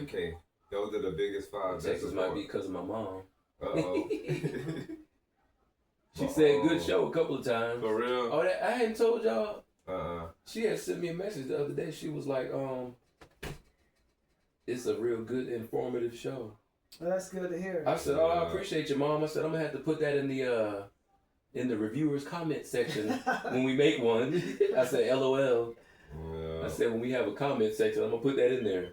Very 'cause informative, got, good show. It's a part where we got this community part where people can just vlog. I guess they call it vlog. Yeah. I'm not familiar with that word, but people can just communicate. I think it's like I think it is blog because it's like What a does that video. do? It's like a video comment. Log. Maybe a video. I think it's like a blog. How you might write a little blog, but you make a video of it. So they call it a vlog. They got all kind of shit, man. Yeah, I'm still learning some of that. I'm still trying to I learn don't even want to TikTok. sound old as heck, but yeah, I'm like, what the heck is this? And they be changing shit so much, man. And I only know it because I be on TikTok a lot. When I have a lot of downtime and shit, I just be trying to look and see like what other people doing, and I'm like, damn, we got a long way to go. Yeah. Well, Yeah, I know we do. there's other people got Cause us shit like these people they doing, got I'm us like, like years of doing this, and damn. we're Some just people been starting. doing it for like 15 years. I seen